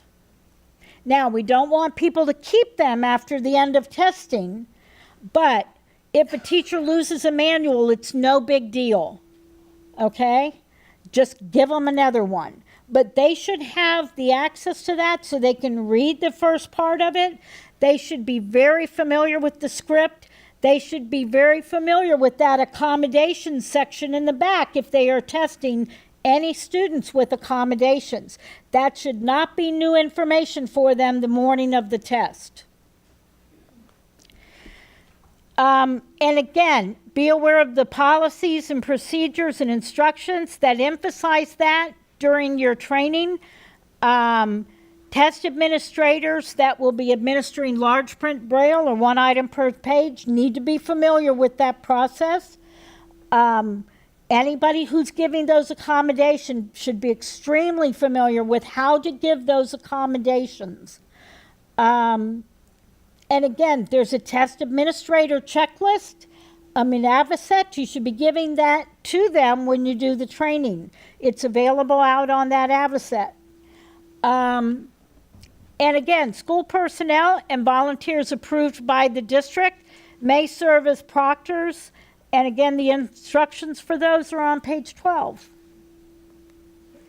Electronic devices. This is exactly the way it is for FSA. Don't call us and ask us, should I invalidate this? I call them with a cell phone. It's a done deal. Just invalidate it, okay? know that if you think you've got a parent, like some of the parents get really ballistic over this. And part of what we would want to make sure is that, you communicate to parents through the newsletter that if your child gets caught with an electronic device during testing, it will be invalidated, whether they used it or not, whether you saw them use it or not. We will back you up till the end of time.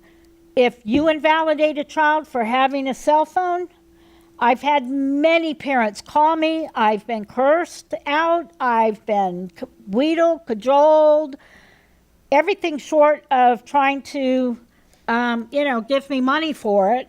But, they don't want it invalidated, especially you guys, because this is big stakes for your kids on some of these tests. But I will back you up if you invalidate it because they had a cell phone. So just do what's right. It's not a problem. It becomes our problem. So if you have a parent that's getting ballistic about it, just send them to Bear. He'll deal with it. Send it to Bear or myself, and we'll deal with it. I mean, it's part of what we do to support you guys. Okay, again, preparation and training. Your folks need to know what to do. If a student refuses to acknowledge the testing rules, do you just not test them? No, we still test them. That doesn't get it out of them. But they should know that it needs to be documented so that, you just document he did not sign it. So if it becomes a problem later, you've got it documented as to what happened. The test administrator is concerned that a student is unable to begin or finish the testing. I can't tell you how many times I've had people call me and say, this kid just threw up all over the computer or, on the floor. And the test administrator says, I knew he didn't look very well. If they think kid doesn't look well, question whether that kid should start testing. Pull them out of the room and just say, go lay in the clinic. We'll let you test on a makeup day when you feel better. Because I can tell you that will affect how they do. Okay, when I was back in junior high school, no, I was at Valencia for the very first year when I first got out. That was about 2 centuries ago. And I took the CLEP test. And I was expecting to CLEP all my English courses and all of that stuff. I ended up CLEPing science, of all things. And I didn't CLEP any of the others. I was a straight A student when it came to reading and ELAs and all of that stuff. But I felt really crappy that day that I went in to test. And I knew I had to test because that was the only day the CLEPs were given. And I didn't do well on them. And I ended up CLEPing science, of all things. So be aware it will affect their test score. So if you know they don't look good, tell that to your teachers during the teacher training. If you think a kid and you see that they're not feeling well, just send them to the clinic and let them test on a makeup day. You're going to be doing the kid a favor and probably the custodian a favor because they won't be throwing up on the computer or the floor and needed to be cleaned up. Disruptions, defective test books. Pre-ID'd labels are wrong. They need to know, your teachers need to know what to do in those circumstances, whether to call you or whether you want to give them the information to handle it themselves. Again, preparation and training. You need to make sure those teachers have signed their security agreements or are aware of the prohibited activities agreements. One of the things that I've really been stressing is you've got to remind your teachers that nothing is worth their job or their career. We will, if they do something stupid because they're really worried, and I know everybody's got that pressure that the VAMs and the laws and getting kids graduated and all that puts on. I can't even imagine the pressure they feel in the classroom. It's got to be incredible, and for you guys. But every year we see a teacher doing something incredibly stupid. They're not bad people. They get caught by that pressure. Just have a talk with them during training. Nothing is worth your career or your job. And you will lose your job if we catch you. And the state of Florida is coming after teachers that get caught doing something wrong, and we're talking obviously cheating, and they will take your certificate and you will never teach in the state of Florida again. Okay? So just stress that to them, that it is not worth it. Whatever stress you have, talk to somebody about it, but do not do something stupid, because chances are you will get caught. Yes, sir. I just wanted to mention, before I became a teacher, I used to work in the Education Practices Commission in Tallahassee. And what Cindy is saying is 100% right. There's no question, if there's any kind of testing, anything, it's permanent revocation of your certificate. You'll never be a teacher in the state of Florida ever again. And there is, while we can't necessarily have great reciprocity between states with teaching, there's great reciprocity in revocation of your certificate, and you will be denied a teaching certificate pretty much in almost any state in the country, and your livelihood is over. Yeah. So just have that conversation. It's uncomfortable, but you know, the teachers that I've seen this happen to every year, it breaks my heart, because they're not bad people. They just got caught with the pressure, with the stress that they're under. And, you know, if you just tell them you are being, I don't want to say watched, but the state has, with the NR8s, we have the school-based investigations now. If they feel the scores are wonky enough that it inherits us to, that it's enough for them to come take a look at.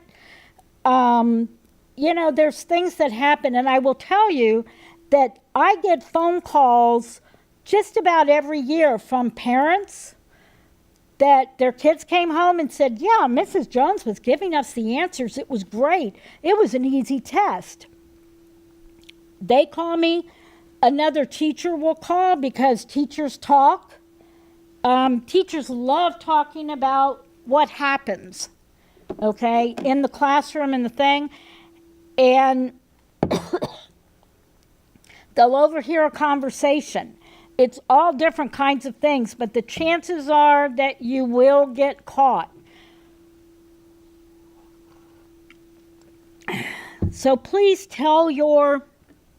just remind teachers, when you talk about that security, make sure you do talk about it, because we're just trying to make sure they make good decisions.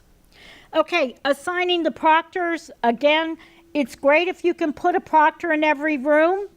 It also helps keep teachers from making bad decisions if there's another person in that room, but we understand you don't have access to all those extra people. We wish we did. You know, this year that the state will not, or the district is not providing the Kelly proctors for you this year. That was something that the school board did. They were the ones that budgeted and gave us the funds to be able to do that. They did not do that this year, partly because they expect all hands on deck for the month of May. And I know I'm seeing some, oh my God. I understand that's, I don't want to call it stupid since I'm in the boardroom, but yeah, it's not a great decision. We know you need help. We wish we could say you could use your guidance counselors. They are still off the table, except for what? SAT and ACT, school days. Right? Yes. Just SAT. Just SAT. Oh, I got so excited. I know.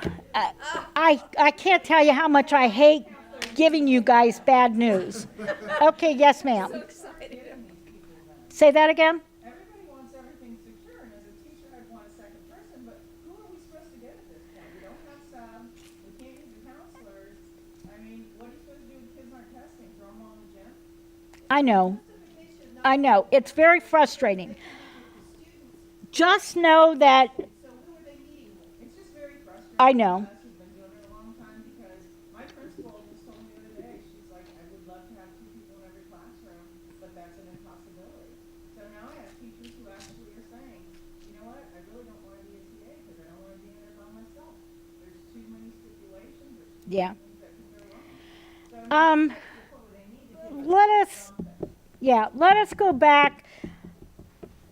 it just kind of hit my head that maybe we can put something out. I mean, I can't tell your principals, yes, you have to do this. I don't have that authority, but let me talk to Dr. Gilbert, some others. Let me see if we can craft something to go out to principals through Dr. Vasquez, which also lends it credence, and say that you are not getting these folks. You need to incorporate everybody into, basically it is an all hands on desk. And I'm talking secretaries need to be helping out. If they're not helping you, yeah, and I know that's not great, but let us kind of cogitate over that one. We'll see what we can do about getting you help.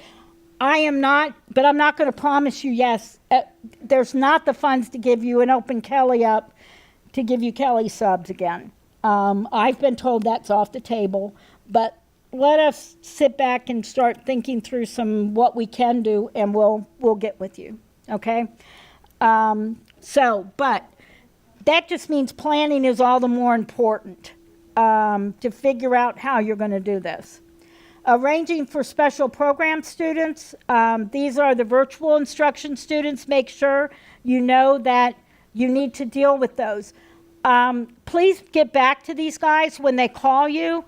You do need to respond to them and give a date. It's up to you as to whether you test them on the date you're testing all the regular kids, or if you just put them off to a makeup day. But they need to know which date they are expected to show up at your school, or dates, generally it's more than one, to show up for testing. So same goes for home ed students. They are required to get with you. You are not required to go find them, but we do need to give them a spot. Ensuring the implementation of accommodations. Bear's gone through this, but I just want to add that when we have invalidations, probably 80% of them come from the misadministration of accommodations.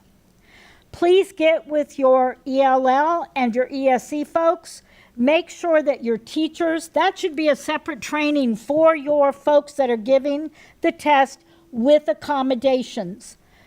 Okay, they need to know about the timing. They need to know about what the accommodations are. We're hoping Test Town, that program I talked to you about, is going to give us a little bit of help with this. But make sure that those guys that are giving these accommodations know exactly what they need to do. Because again, at least 80% of our misadministrations where we invalidate are coming from kids with accommodations that either were not given their accommodations or were given the wrong accommodations. Something went wrong there. And many times I get the teacher comes back and says, well, I didn't know they needed the accommodations. That's unacceptable. That is unacceptable. Okay, again, ensuring your test administrators are following, that just comes right into the training. Make sure that the student responses are recorded properly on the special documents before they're submitted for scoring. We're talking about the paper there. You do not look through paper documents. You just can look at the front of it to make sure everything's recorded correctly, and then they get shipped back. Again, providing test administrators with their materials. They should have read through the manual before they come to your training. Give it to them now. Let them go through. They can mark it up, do whatever they want to with it. You just have to collect them at the end. But if one goes missing, it is not a problem. Again, just make sure that for those that, for accommodations of kids that will be taking the test with accommodations, you keep that information at the school. You're going to be keeping both the accommodations they were provided and the accommodations that they actually used.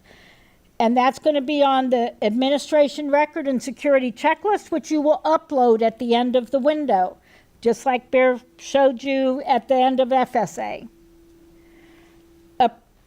Providing the appropriate test sessions, test in those classrooms where possible. We really want you to avoid testing large group settings. It is so hard to keep really large groups, even quiet.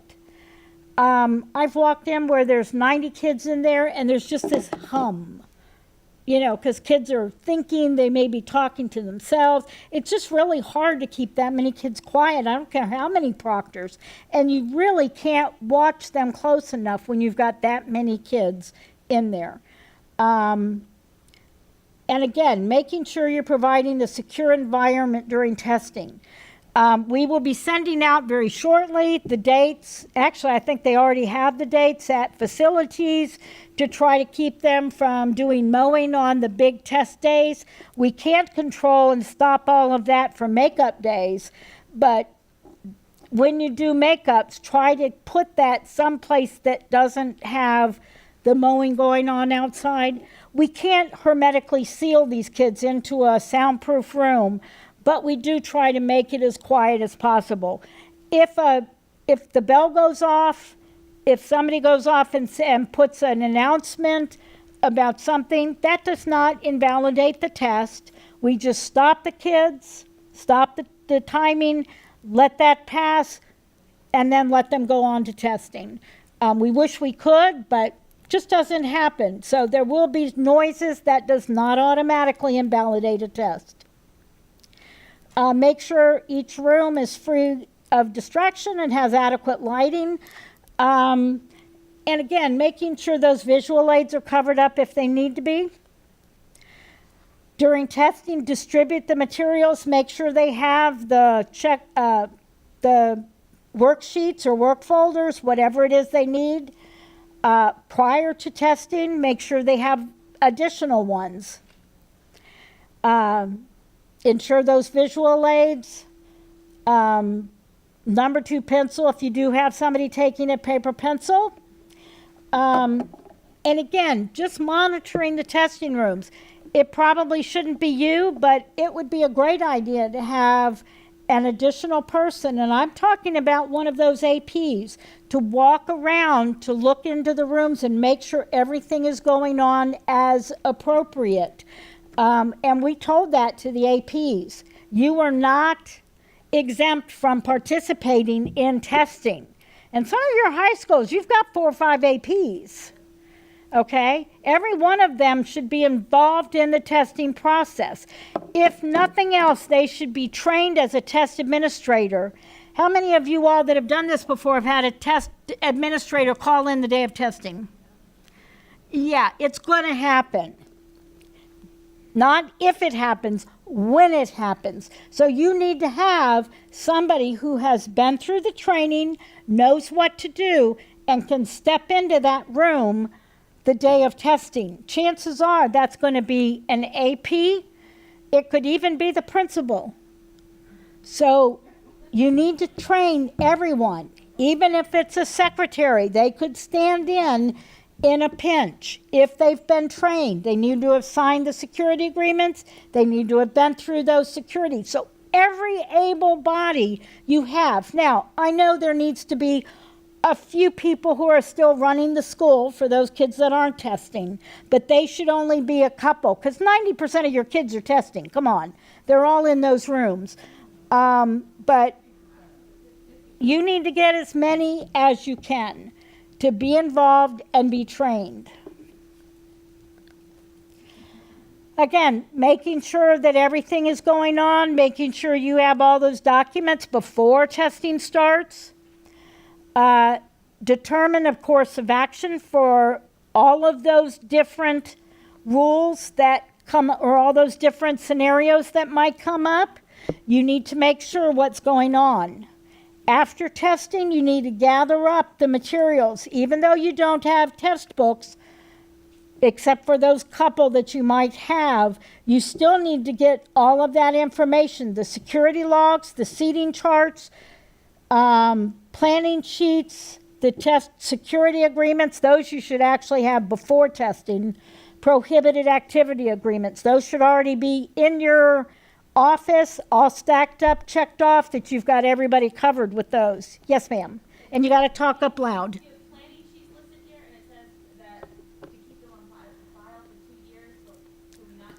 can you hear that? The planning sheets, you just need to keep them till September. Oh, yeah. Sorry, you really got to talk up. I am becoming very, very deaf in my dotage.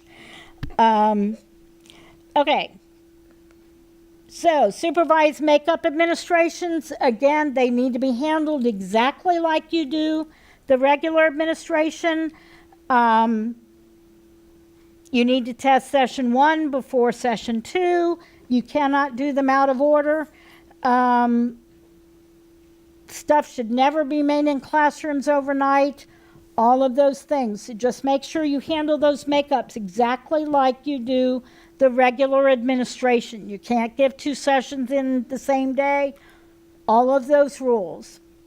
Again, receiving materials from your test administrators. If they didn't give you your log, you come after them like that picture up there. You need to have those. You need the security log, you need those seating charts, because if something were to happen in that room and there's an investigation, the first thing those folks are going to ask for are the security agreement, the prohibited activities agreement, the security log, and the seating chart. They're going to ask for those. And if you can't provide them, now we have them electronically if you upload them. But we can't control whether you got that security agreement for every teacher in your school. We had somebody that was appealing their VAM score. The first thing they asked for was the security agreement, and the school had failed to upload it, so we didn't have it, and the school did not have a copy of it. Big problem. Everybody's now looking at that. So even for CFEs, for anything, you have to have those security agreements. There's no way Bear, Jeanette, and I can go through and check off for the 20,000 teachers that you have uploaded it. We're trusting you guys to do that because we don't have the staff to check it. But if you don't upload it and you didn't keep it in your room, it can come back to bite you. So please make sure you get those from the teachers. You do not allow them to test unless they've got that, and that you do upload that information. Because if you've uploaded it, we will pull it. Okay? We've not been able to pull the documents that are there. But if you don't upload them, we can't help you out. Okay, again, receiving your materials from the test administrator, make sure you have them. Making sure you've got all of those security documents. You're not going to send them back to us. The DACO box is a thing of the past. In fact, I would expect in another year or two that will fall off.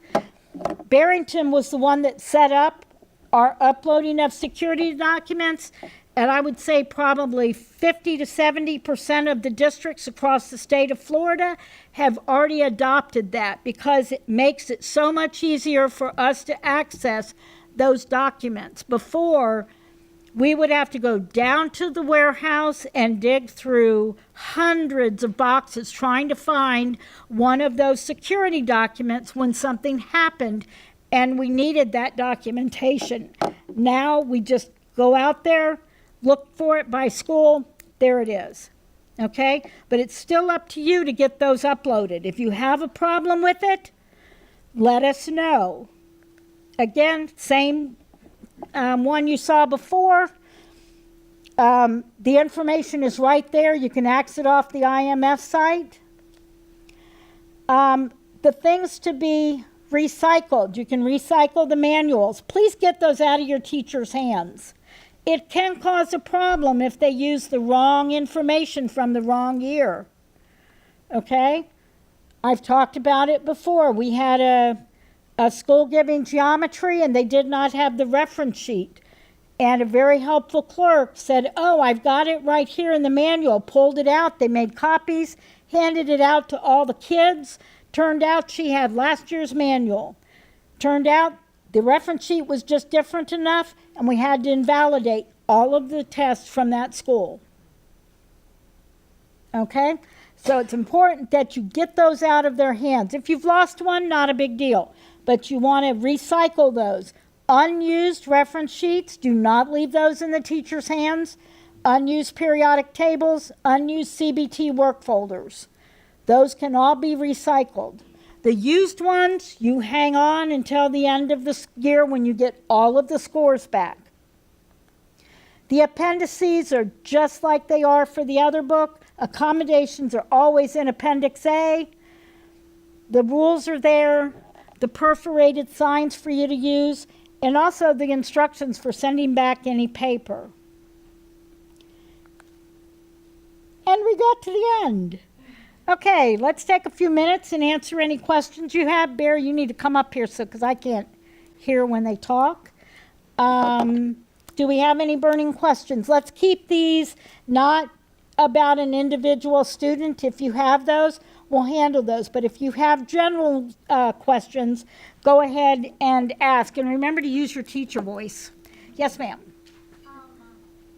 Our last testing coordinator had years of back testing material. Is there any place specifically that we send them to get shredded? Or they told us, like, before, like, the principal told us just to send it to archiving, and they'll handle it? So her question is, what do you do with old documents for testing? Sometimes schools have them for years and years and years. During speaking, most schools send them to records to be stored, and after they're stored for a period of time, then record goes ahead and gets rid of them for shredding.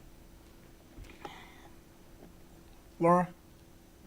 This actually has to do with summertime. In the summer, these SMS and Skyward was all shut down July when we're doing summer testing. Is there a plan in place to make sure everything is uploaded before?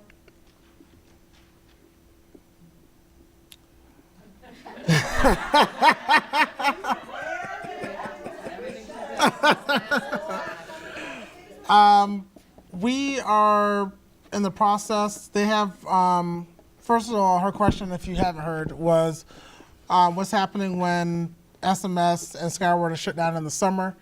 We're working with them in terms of all the different trainings and stuff that they have going on. We don't have an exact plan in place as far as how you guys will be accessing the programs. Of course, we will still be able to do the pre-ID loads as best we can.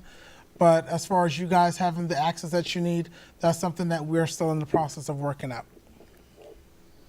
I mean, again, we're like you guys. We do not have control of those processes. We can give insight and to try to get them to remember that you guys are still doing a job right through the summer. But again, we can only give them advice. We can't make them do things. Is it possible to get the free ID on UW? That would help. Well, the nice thing about you can get the free IDs from Baseball Card. Lately, they've been taking a lot of things out of EDW because of the fact that they've not implemented data view. But as far as free ID numbers, you can get that from Baseball Card. Oh, yeah. In the back? Yes, ma'am. Yep. Is that Maria?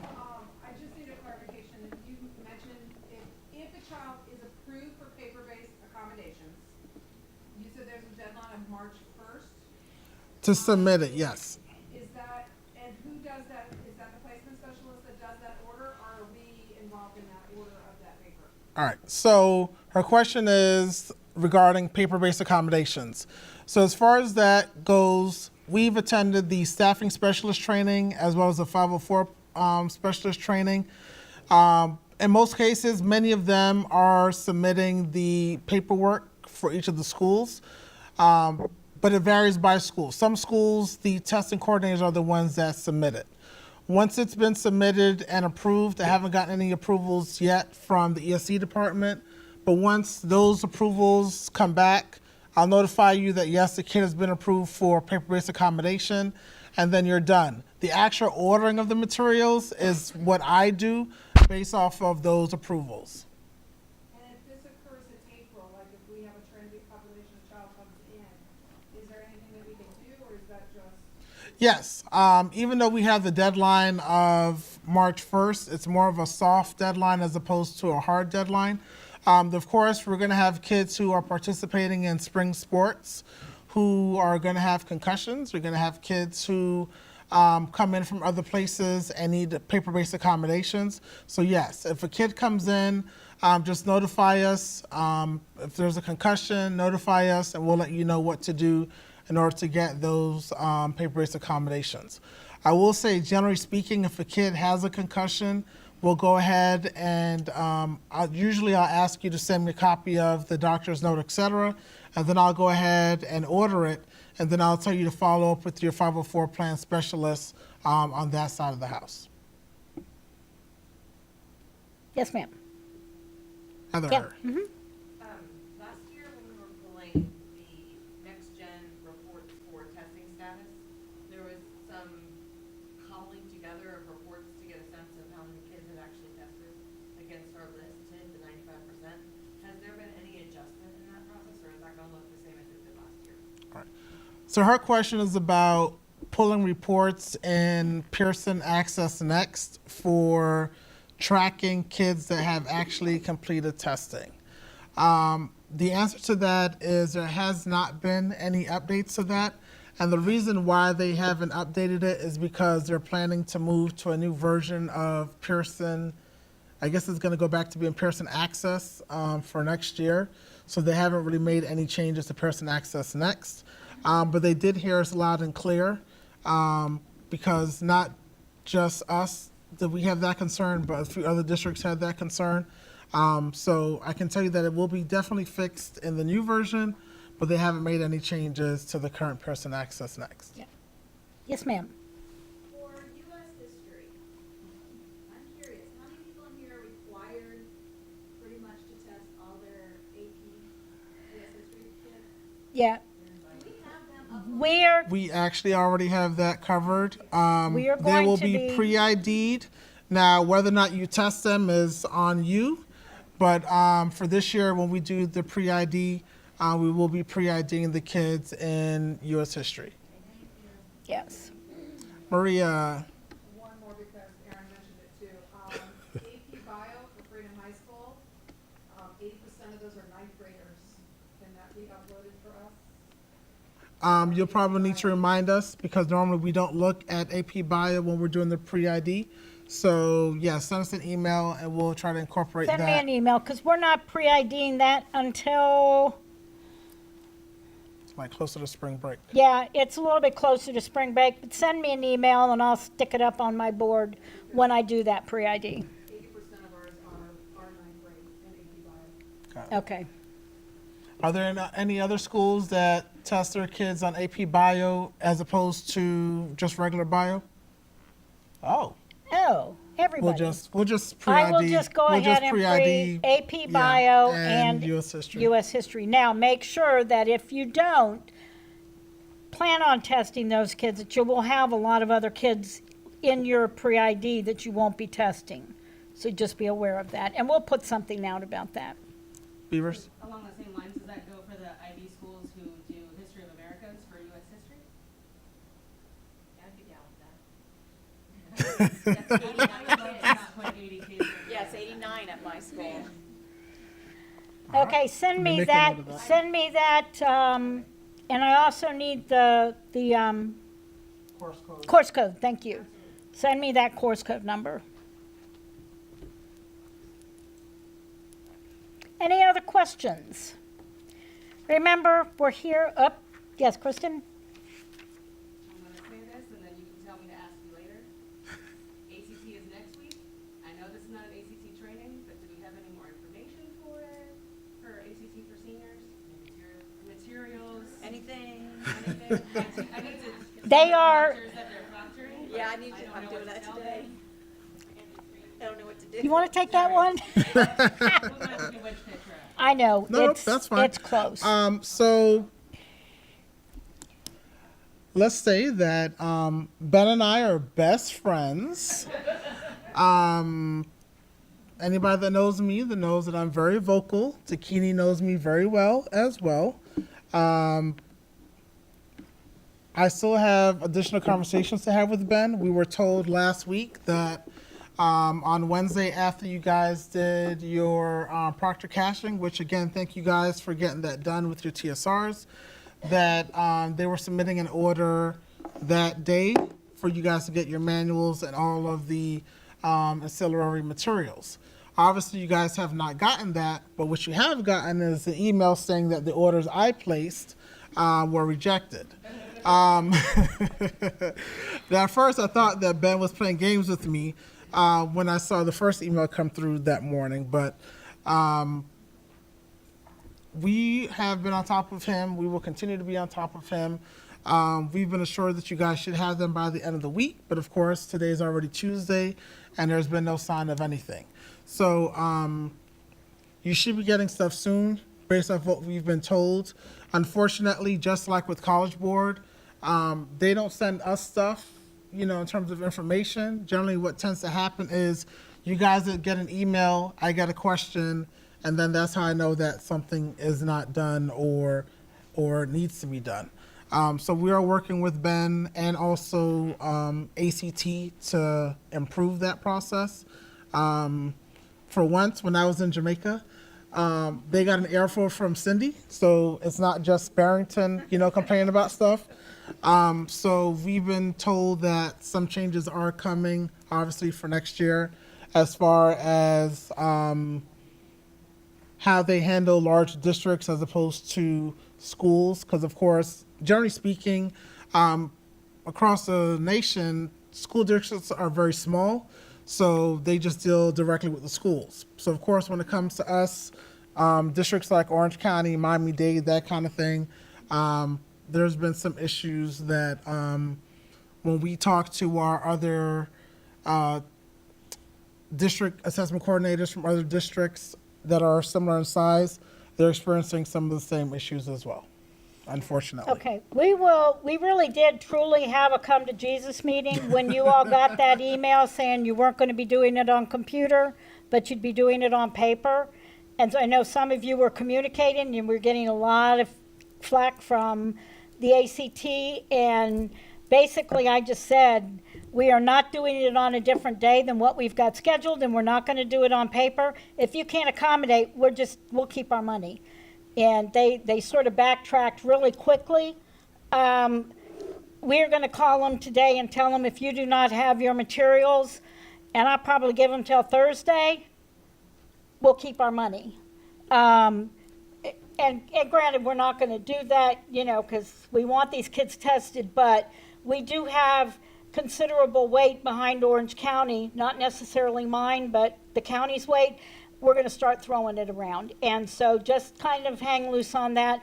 Let us work on that today, and we're going to make sure that you have your materials. If they have to overnight them to each one of you, we will make sure that happens. So kind of just hang loose with that. Yes, in the back. So when you have talk with Ben again, Remember, you guys got to really speak up. when you talk with Ben again, one of the things I've noticed this time compared with October, so when those enroll and unenroll requests have been uploaded, last time they were getting done within 24 hours. This time around, it's a week, 2 weeks. So students who were new or that needed to be added, that we've created rooms, we've gone to add them, they're not in the system yet. Some of these seniors that need to test because those enroll requests haven't been processed yet. So actually, I have spoken to not just Ben, but others at ACT regarding that. Yes, before they're supposed to take 1 to 2 days to be processed. Also, what's happening is you're getting the email saying, yes, we've received it, so you're thinking that it's being done. What's been happening is because of the bad weather, because the ACT is largely in Iowa, what's been happening is many people aren't coming to work because of the weather, so they're down and it's taking longer than normal to be processed. So now they had a backlog that they're trying to clear up. And of course, they're emailing and saying, hey, get this done or else you'll be billed according to, that kind of thing. So we are aware that that is an issue, which is why you got the email about the paper-based tests. Where we won't be paper-based testing, but of course you'll be able to test through the 28th. But of course, if they're not getting their side done, then you still can't utilize those additional days. So that is something that we are in communication with them about. We are supposed to be getting an update as to the turnaround time on that, because I do know how important it is to at least have the kids for right now, the ones that need to be enrolled, and then the unenrolled kids, that's important, but I think the enrolling is more important than the unenrolled right now. So hopefully we'll have them. The weather should be getting better, although I know that up north has gotten some snow again last night and today. But hopefully as the weather begins to improve, that will also improve as well. Yeah, Barry, did you I have actually something? have literally the exact same question, so. Oh, okay. Kristen? I'm sorry. So as this is the first time it's online for seniors, then there's no practice test? Or is there a practice test that like we can have in reading classes or things like that in the next? I found one. You did? Sweet. Thank you. Can you send it? I found a digital version that actually, at times you can choose timed or untimed, and it's in different sections, and it actually, what I think looks like it mimics the tools they can use and the things they'll have, so. You want to repeat that for everybody? Because I don't think everybody heard. She said that she found a practice test for ACT. So if you just reply all to one of the emails I've sent, then everyone can have it. Okay, any other questions? If you have individual questions that you didn't want to ask before the group, Bear and I will be up here for a little while. So make sure you fill out your blue sheet. You can leave it on that cart in the back. There are extra blue sheets back there. If you have received an email from Jeanette that you've got materials ready, you can go up and get them. If you did not get them, if you placed an order and do not have an email yet, please don't go up because she doesn't have them ready. Yes, ma'am. How you doing? I'm good. Nice